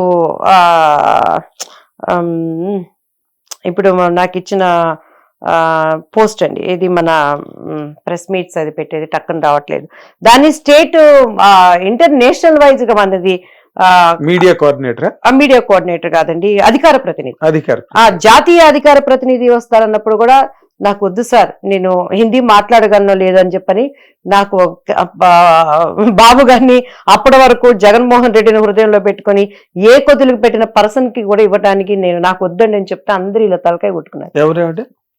జ్యోత్స్న అని, జగన్మోహన్ రెడ్డి గారు ఆవిడ మనసులో ఉన్నారా? మీరు ఆమె పాతవి చూడండి, టీడీపీలోకి రాకముందు నేను అసలు ఆమె ఉంటే కోపం వచ్చేది అప్పుడు నాకు, ఎవరి బాబు గారిని పట్టుకుని ఇలా మాట్లాడుతుంది అని చెప్పని. తర్వాత ఆమె టీడీపీలో చేరింది, అప్పుడు తనకి ఇవ్వమని నేను చెప్పానండి. ఎందుకంటే అందరు నీకేమైనా బుద్ధి ఉందా, నువ్వు పోయి హిందీలో మిమ్మల్ని అడిగితే ఇంకోళ్ళకి ఆమెకి ఇవ్వండి అని నేను చెప్పానండి. బాలకృష్ణ గారి దగ్గరకు కూడా ఆమె నేను వెళ్ళాను. మీకు లభించింది ప్రతిదీ ఇంకోళ్ళకి మీరు అప్పచెప్పడం మీకు అలవాటు. అట్లా ఇది ఎక్కడో గుచ్చుకుంది నాకు. మేబీ అంటే మనము యుద్ధం చేయటం రాకపోవటము, అండ్ నేను ఇప్పుడు కూడానండి. మీరు రాజకీయాలకు సూట్ అవుతారని అనుకుంటున్నారా? మీరు సినిమా ఇండస్ట్రీకే సూట్ అవ్వలేదు? అవుతాను కాదు, ఇప్పటికైనా కొంచెం ఏమో పెద్ద లీడర్ కాకపోవచ్చు నాగేంద్ర గారు, నాకన్నా టీడీపీలో ముందు పనిచేసిన లేడీస్ చాలా మంది ఉన్నారు, నా తర్వాత చేసిన వాళ్ళు ఉన్నారు. అంటే నేను పేర్లు చెప్పడం మరి ఎంతవరకు తెలియదు కానీ ఇప్పుడున్నటువంటి నాగబాబు గారు కూడా అన్నారు, దివ్యవాణి అంటే ఒక బ్రాండ్ అమ్మా అని అన్నారు. ఇప్పటికీ కూడాను అనేక మంది దివ్యవాణి ఏ తప్పు చేయకుండా పార్టీ నుంచి బయటకు వచ్చింది అనేది ఇంకొకటి ఎవరైనా ముఖ్యమంత్రి అయ్యే కలిసారా మీరు? వెళ్ళి కలవలేదు కానీ దేవుడు కలవటానికి అవకాశం ఇచ్చారు. ఆయన్ని జైల్లో వేసినప్పుడు నేను భలే బాధపడ్డానండి. ఏచి సార్కి అన్నం పెట్టే మాణిక్యం గారిని మీరు అనగండి. నేను అప్పుడు ఆయన మన అచ్చెన్నాయుడు గారికి కూడా నేను కాల్ చేశాను. ఆయన రాజమండ్రిలో అమ్మ ఉన్నప్పుడు భవానీ గారికి, ఆదిరెడ్డి భవానీ గారికి కాల్ చేస్తే ఆమె ఫస్ట్ బాగా మాట్లాడారు. దివ్యవాణి గారు, అయ్యో మీకేంటమ్మా, రండి, మీరు కుటుంబంలో ఒక వ్యక్తిలాగా మీరు రండి సార్ని కలవటానికి అని చెప్పని. ఏం ఇన్స్ట్రక్షన్స్ వెళ్ళినాయో నాకు తెలియదు. అంటే భువనేశ్వరి గారు కానీ లోకేష్ గారు కానీ అలా చేయరండి. నాకు లోకేష్ గారి ఇన్సిడెంట్ నాకు కళ్ళల్లో అలా ఉండిందనమాట. ఆ లోకేష్ గారు తన తండ్రి అరెస్ట్ అనగానే అసలు వెనక్కి వెనక్కి వెనక్కి వెళ్ళిపోయి నీళ్లు తుడుచుకుంటూ వెళ్ళిపోయి నా కళ్ళల్లో అలా ఉండిపోయింది. ఎందుకంటే ఆయన నాకు ప్రాణభిక్ష పెట్టాడండి. నాకు కరోనా వచ్చిన టైంలో కాక్టైల్ అనే ఇంజెక్షన్ 1.5 lakh రూపీ అండి. అది యుఎస్ఏ నుంచి బసవతారక మాస్కట్లో ఆయన చేయించి అమ్మకి సపరేట్గా మీరు ట్రీట్మెంట్ తీసుకోండి, కేర్ తీసుకోండి అని చెప్పని 2 ఇంజెక్షన్స్ నాకు అంబికా కృష్ణ గారు చెప్పారు. సార్ నాకు బ్రీతింగ్ అవటం లేదు, నా పిల్లలకి తల్లి ఉండాలండి నేను, ఎందుకంటే నాకున్న ఆ వీక్నెస్ ఏంటో నాకు తెలుసండి, నా హెల్త్ కండిషన్ బట్టి. అంటే పాపం ఎమ్మటే ఆయన చెప్పటము, మిడ్-నైట్ ఒక చిన్న మెసేజ్కి నాకు కాల్ చేశారు లోకేష్ గారు. సార్ నా పరిస్థితి ఇదండి, ఎక్కడా ఇంజెక్షన్ దొరకట్లేదా అంటే యుఎస్ఏలో ఉన్న లోకేష్, ఆ డాక్టర్ గారి పేరు కూడా లోకేషే, ఆయనని నాకు కనెక్ట్ చేసి మెడిసిన్స్ అమ్మకి మీరు సజెషన్ చేయండి అని. నిజంగా టీడీపీ పార్టీలోను ఉండటం చాలా అదృష్టం అండి. ఆ పార్టీ నుంచి బయటకు వచ్చినాక మిగతా పార్టీలు ఎట్లా ఉంటాయి అంటే, నేను వాళ్ళని కించపరచట్లేదు కానీ అంత కేర్ తీసుకుంటారు కష్టపడి పనిచేసే వాళ్ళకి. కాకపోతే నన్ను తొక్కుతున్నారు అని ఆయన దగ్గర రాంగ్ గైడెన్స్ ఏం తీసుకెళ్లారని నేను విన్నానంటే, ఈమె జగన్ కోవట్టు, అందుకే క్రైస్తత్వం గురించి ఇలా మాట్లాడుతుంది అని చెప్పని రాంగ్ గైడెన్స్ తీసుకువెళ్లారు. అవును, అది అందరి మీద జరిగిందండి. అది జగన్ గారు దాన్ని చాలా గొప్పగా, నేను జగన్ కోవట్ అయితే మరి పార్టీ ఇన్ని రోజులైంది, 3 ఏళ్ళు నేను 3 years పనిచేసి 2 years నేను వెళ్ళిపోయి జాయిన్ అవ్వాలిగా, ఎందుకు నేను జాయిన్ అవ్వలేదు? ఇప్పటికీ కూడా అప్పట్లో ఆయన బీజేపీకి వ్యతిరేకతగా ఉన్నారు. బీజేపీ నుంచి అన్ని మీడియాలో ఉన్నాయి, నేనేం అబద్ధం చెప్పట్లేదు. నన్ను అప్పుడు అక్కడ ఉన్నటువంటి ఏపీలో ఉన్నటువంటి ఇన్ఛార్జ్ ఆయన పిలిపించారు నన్ను. ఇక్కడ ఈటెల గారు కలిసాము, మాట్లాడాము. అంటే ఇప్పుడు రేవంత్ రెడ్డి గారు కాంగ్రెస్ లోకి రావడం అన్నది మీ భవిష్యత్తు ప్రణాళిక ఏది మైండ్ లో పెట్టుకుని వచ్చారండి? అంటే నేను కాంగ్రెస్ చూస్ చేసుకోవటానికి కారణం ఏంటంటేనండి, ఏపీలో నేను బాబు గారి దగ్గర ఒక నిస్వార్థంగా పనిచేశాను. నేను ఆయన దగ్గర వర్క్ అంటే ఎట్లా డెడికేట్ మైండ్ ఆ వయసులో ఏంటనేది చెప్పాను కదా. నేను ఒక పనిలో దిగానంటే పరిపూర్ణంగా. కరోనా టైంలో కూడా మాకు ఏ సౌకర్యం ఉన్నా లేకపోయినా నేను వెళ్ళి వర్క్ చేయటము, సబ్జెక్టు మనం ఊరుకునే ఓటేసి ఊరుకుంటాము, ఇంత ఉందా లోపల రాజకీయం, ఒక ప్రజలకి ఒక వ్యవస్థ అనేది ఇట్లా ఉంటుంది అనేది నాకు ఒక అవగాహన వచ్చేసింది. సో నన్ను కొంచెం అవమానపరిచారు అక్కడ. సో అందరూ అదే అన్నారు, అవమానాలు ఓర్చుకుంటేనే కదా నువ్వు పైకి వస్తావు ఎలా అని చెప్పని. కొద్దిగా మనం సున్నితంగా పెరిగిన వాళ్ళం, డివోషన్గా కనెక్ట్ అయ్యాను, ఇండస్ట్రీలో కూడాను నాకంటూ ఒక కట్టుబాట్లతో వచ్చాను. సడన్ గా అది నేను కొద్దిగా నాకు మనసుకు నొప్పించింది, డైరెక్ట్ గా చెప్పేశాను, బాధ అనిపించి. చాలా ఇబ్బంది పెట్టారు నన్ను, చాలా ఇబ్బంది పెట్టారు. బాబు గారికి మనస్సాక్షి కలిగిన వ్యక్తి, ఆయనకి అన్నీ తెలుసండి. ఈవెన్ ఆయన జైల్లో ఉన్నప్పుడు కూడా ఆయనకి భోజనం పెడతారు మాణిక్యం అన్న అని, ఆయనకి కాల్ చేశాను నేను. అన్నా మనసు ఊరుకోవట్లేదన్నా, పెద్ద ఆయన ఎట్లున్నారంటే ధైర్యంగా ఉన్నారమ్మా, అన్నా నువ్వు క్యారేజ్ ఎక్కడ పెడతావన్నా అని అడిగేదాన్ని. అడిగితే అక్కడ వాళ్ళు చెకింగ్ చేస్తారమ్మా ఫుడ్ అంతంటే, అన్నా మళ్ళీ ఆయన ఫుడ్లో ఏమైనా కలిపితే ఆయన ఉండకూడదని చెప్పని ఇలా నేను అమాయకంగా అన్నని క్వశ్చన్ చేసి, లేదమ్మా అన్ని సీసీ కెమెరాలు ఉంటాయమ్మా, నేను చెప్పేది అబద్ధమో నిజమా వినే ఇప్పుడు మాణిక్యం గారంటే ఆయనకి తెలుస్తుందండి. అలా ఆయనని రిలీజ్ అయినప్పుడు అమ్మ వచ్చాడని నేను అనుకున్నాను, దేవా ఆయన ఒంటరితనాన్ని నువ్వు కలిగించావు, నవ్వు ఆయనకి ఇంకా విలువ తెలుస్తుంది, రాజకీయ విలువ ఏంటి, ప్రతి ఒక్కళ్ళు ఎవరిష్టానికి వాళ్ళు మాట్లాడతాడు, ఆయన సరిలేడనో లేకపోతే సంథింగ్ ఆయన గురించి కూడా నెగిటివ్ గా మాట్లాడతారు. కానీ ఈజ్ గ్రేట్ లీడర్. ఆయన దగ్గర నేను చూశాను, ఆయనకి దగ్గరుండి చూసిన మనిషిని నేను. కష్టాల్లో ఉన్నప్పుడు ఎలా ఉన్నారు ఆయన. ఇప్పుడు ఆయన శిష్యుడే కదా రేవంత్ రెడ్డి గారు, శిష్యుడు అన్న మరి కొలీగ్స్ ఏదంటే మరి ఏమండి ఇప్పుడు ఒకటండి, నా కడుపునే 2 పిల్లలు పుడతారు, 2 ఒకటేలాగా ఉంటారా? ఉండరుగా. మరి వాళ్ళే లేనప్పుడు కలిసి పనిచేసిన వాళ్ళు ఎట్లా ఉంటారా? ఎవరి దృక్పథాలు వాళ్ళవి, ఎవరి భావాలు వాళ్ళవి. నేను కాంగ్రెస్ చూస్ చేసుకునేటప్పుడు రేవంత్ గారు సీఎం రేస్ లో ఉన్నారు అని ఉంది, కానీ మొన్నటి వరకు కూడా ఎవరు సీఎం అవుతారు అనేది కాంగ్రెస్ ఇది మహాసముద్రం. సో ఎవరికి ఎప్పుడు ఏ పోస్టులు అయినా రావచ్చు పోవచ్చు, కానీ రేవంత్ గారు చిచ్చరపిడుగు, గట్టిగుడు, చిచ్చరపిడుగు, నా దృష్టిలో సమర్థుడు. లేకపోతే కాంగ్రెస్ ఎక్కడుందో కూడా తెలియని చోట టిఆర్ఎస్ లాంటి ఒక చాలా బలమైన వ్యవస్థని అవును. కూల్చేసి ఆయన ముఖ్యమంత్రి అవడం అన్నది మాత్రం అది సామాన్యమైన చేశారు. విషయం ఆయన తీసుకుని ఇప్పుడు చేస్తున్నటువంటి ఈ ఎంత అభివృద్ధి ఉన్నటువంటి దీంట్లో కూడాను ఎన్ని అప్పులు ఉన్నాయి.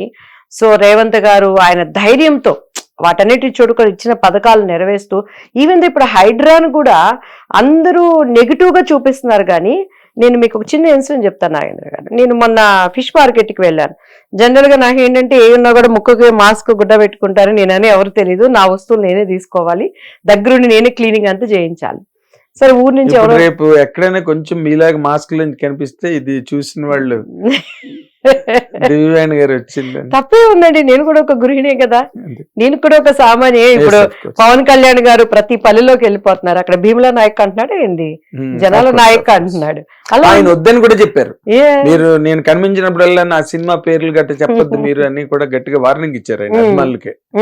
అంటే ఇక్కడ మీరు కాంగ్రెస్ పార్టీలో మీకు ఇప్పుడు సజీవగానే ఉందా మీ సజీవ్గా మీన్స్ నేనంటే నాకు అప్పుడు స్టార్ క్యాంపెయినర్ గా వేశారు అండ్ ఎలక్షన్ మానిటరింగ్ కమిటీ వేశారు. కానీ నేను పనిచేసే స్థాయికి వితౌట్ రిజిగ్నేషన్ మేము వర్క్ చేయలేమండి. మాకంటూ ఒక గుర్తింపు ఇచ్చి ఈ పని అప్పగిస్తే దానికి 100 వేయింతల ప్రతిఫలాన్ని తీసుకురాగలం. అది రేవంత్ రెడ్డి గారికి రీచ్ అయిందా? మేబీ అవ్వకుండా ఎలా ఉంటదండి. ఆయన ఎక్కడెక్కడ మీరు కలిసి చెప్పారా నాకు పోస్ట్ ఇవ్వండి చేయడానికి? లేదండి, ఇంతవరకు ఆయన అపాయింట్మెంట్ కి నేను 5 times ట్రై చేశాను. నాకైతే అపాయింట్మెంట్ దొరకలేదు. బట్టి గారిని కలిశాను నేను. కారణం ఏంటని నాకు తెలియదు. మరి ఆ టీడీపీ బ్రాండ్ ఇక్కడ పడుతుందా అనేది నాకైతే తెలియదు. బయట మొన్న మహేష్ గారిని వాళ్ళని కలిసినప్పుడు మాత్రం లేదమ్మా మీకు ఒక ఆలోచన. ఇంకొకటి కూడా ఏంటంటే మనకి 10 సంవత్సరాలుగా పనిచేసిన వాళ్ళు ఉన్నారు ఇక్కడ. అఫ్ కోర్స్ మన ప్రెజెంటేషనే. కాకపోతే ఇప్పుడు హైడ్రా అనే దానికి నేను వాళ్ళకి విడమర్చి చెప్పాను. నేను ఊరినే అడిగాను.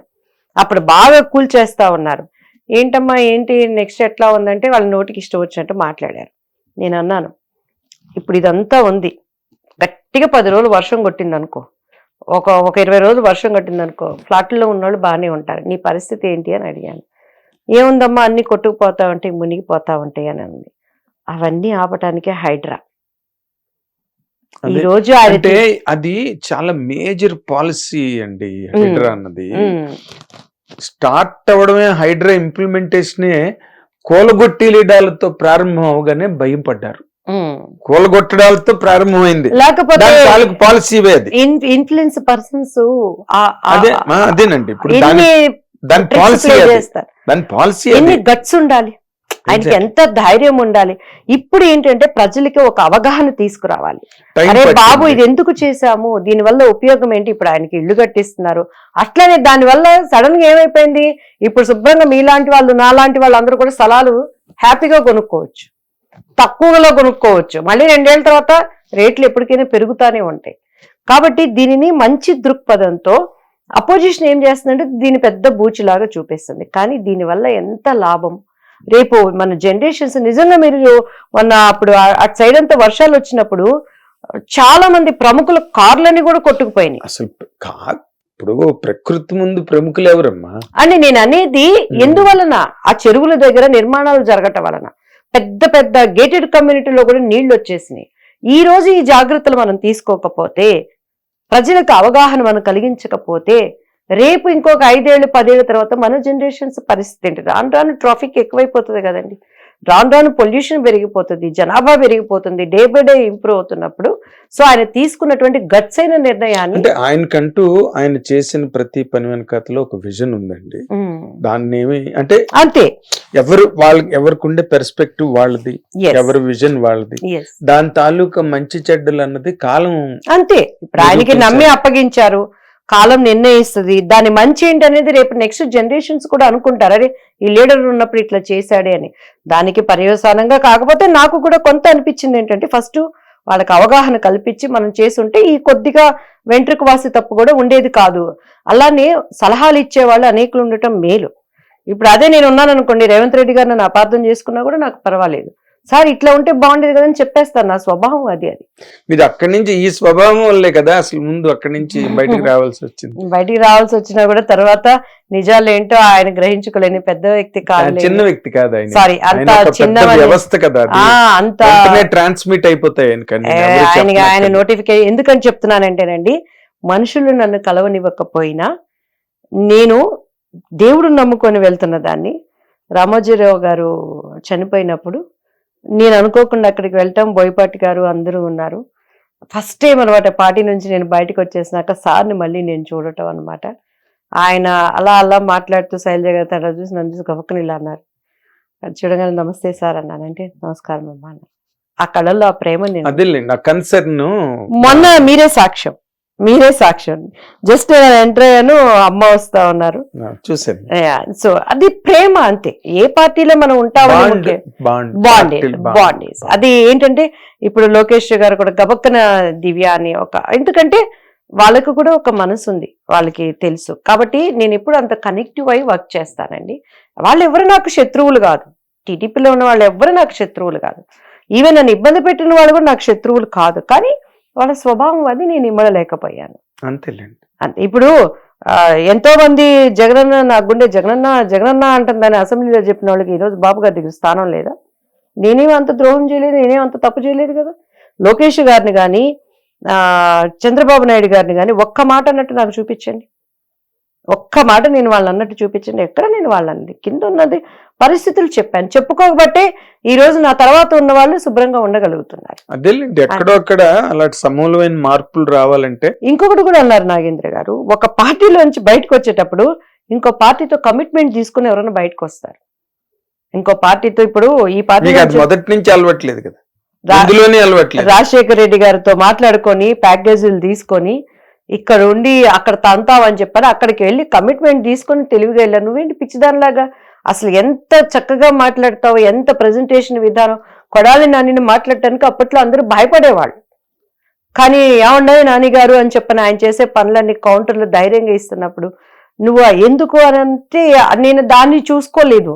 అరే నన్నెందుకు నువ్వు ఇలా ఇబ్బంది పెడుతున్నావు, నేను ఇంత కష్టపడుతుంటే అలానే నేను చేశాను కానీ అని చెప్పని. అంటే ఇప్పుడు మీరు గతంలో జరిగిన పొరపాట్లు అంటే మీ వ్యక్తిగతంగా అంటే లౌక్యం తెలియపోవడం గానీ, లేకపోతే frankness, too much of frankness గానీ, అవన్నిటి నుంచి మీరు నేర్చుకున్న పాఠాలు ఏమైనా ఉన్నాయా? 100% అండి నేర్చుకున్నాను. సర్చ్ చేసుకోవాలి 100%.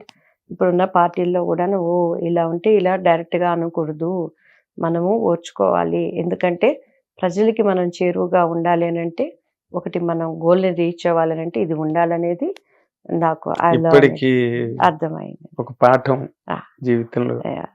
అలా అని ఎక్కడ అందుకని ఇక్కడ నేను ఓర్పుగా ఇంకా మనకు అవకాశం వచ్చే వరకు చూద్దాం, లేదంటే దేవుడు ఇంకొక వేలో తీసుకెళ్లిపోతాడు.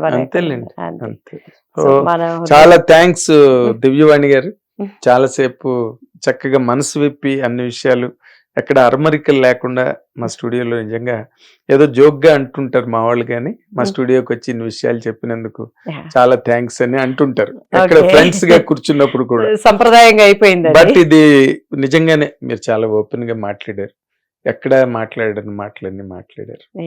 అలా దానివల్ల మీరేమిటో పూర్తిగా ఆవిష్కారం అవుతుంది చూసిన వాళ్ళందరికీ.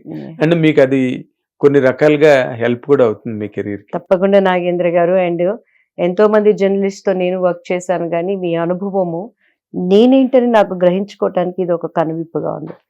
రియల్ గా మీ క్వశ్చన్స్ నేను ఇప్పుడు థింక్ చేస్తున్నాను, నిజమే కదా, ఓ నా స్వభావం ఇదా, నేను ఇట్లా నిజమే, నేను ఆలోచిస్తే నేను ఒకటి పట్టుకున్నానంటే దాన్ని గట్టిగా. ఇప్పుడు రియల్ ఎస్టేట్ మా తమ్ముడిది చేస్తున్నామండి, ఒక 100 acres వెంచరు. అసలు దాంట్లో ఒక్క మాట ఇచ్చి తప్పారనంటే ఎందుకు అబద్ధాలు చెప్పారు? రియల్ ఎస్టేట్ చేయాలా? మనీ విషయంలో కానీ, డాక్యుమెంట్ విషయంలో కానీ పద్ధతిగా ఉండి చేయండి. పద్ధతిగా ఉండకపోతే మూతిపళ్ళు రాలిపోతాయి. ఇప్పుడు ఇవాళ హైడ్రా వ్యవహారాలు చాలా ఉన్నాయి, 32 పళ్ళు, రెవెన్యూ రికార్డ్స్ చాలా టైట్ గా ఉన్నాయి. పూర్వం లాగా ఏది పడితే అది, ఎలా పడితే అలా. మనుషులు కూడానండి. అసలు మీకు ఇంకో విషయం, రియల్ ఎస్టేట్ ఇప్పుడు చాలా హైడ్రా తర్వాత భయపడి చాలా మంది తలుపులు వేసుకుని కూర్చున్నారు ఇంట్లో. హైడ్రా వచ్చి అటువంటి టైంలో మేము గట్స్ తో చాలా మేము ఒక దృక్పథంతో చేస్తున్నాము. తప్పకుండా మీరు కూడా రావాలి. తప్పకుండా దేవుడు దాన్ని సక్సెస్ చేయాలని కోరుకుంటున్నామండి. ఆల్ ది వెరీ బెస్ట్ అండి. మీ కార్యక్రమాలు మీరు మళ్ళీ సినిమాల్లోకి రావాలి, రాజకీయాల్లో కూడా మీరు బాగా షైన్ అవ్వాలి, మీ వ్యాపారాలన్నీ కూడా బాగుండాలని చెప్పి మా హిట్ టీవీ తరఫున, మా హిట్ టీవీ అభిమాన ప్రేక్షకుల తరఫున కూడా, నా తరఫున కూడా నేను కోరుకుంటున్నాను. థ్యాంక్ యూ అండి. Thank you so much. And మీ అందరికీ కూడా అడ్వాన్స్ హ్యాపీ న్యూ ఇయర్. మీ టీంకి, ప్రేక్షకులందరికీ కూడాను 2025 మనందరికీ ఒక విక్టరీగా, ఇరు రాష్ట్రాలలో తెలుగు అండ్ మరి ముఖ్యంగా అగ్రరాజ్యంలో ఉన్నటువంటి మన ఆంధ్ర బిడ్డలు అల్లాడిపోతున్నారు. ట్రంప్ ప్రమాణ స్వీకారం లాగా ఎలా ఉంటుందని దేవుడు ఆయన హృదయాన్ని కూడా ముట్టుకోవాలని, మన బిడ్డలందరికీ మంచి జాబ్స్ తో వాళ్ళ దృక్పథాలు, ఆశయాలు నేరాలని మనస్ఫూర్తిగా కోరుకున్నాను. I wish you happy new year మీకు కూడా. Thank you, thank you. ఇది ఈ మంచి నటి, మంచి మనిషి, మంచి రాజకీయ నాయకురాలు. బట్ ఇన్ని మంచులు ఈ ప్రపంచానికి చాలా కష్టమైన విషయాలు అవి. వాటన్నిటినీ ఆవిడ నమ్మిన ఆ భగవంతుడి రూపంలో ఆవిడ ముందు వాటన్నిటిని అధిగమించి ముందుకెళ్లాలని కోరుకుందాం. Thank you watching. Hit TV app ని డౌన్లోడ్ చేసుకోండి. ఇందులో short news, live news, entertainment movies అన్ని అవైలబుల్ గా ఉన్నాయి. Please download hit TV app. Hit TV app. Hit TV app ని ఫ్రీగా డౌన్లోడ్ చేసుకోండి.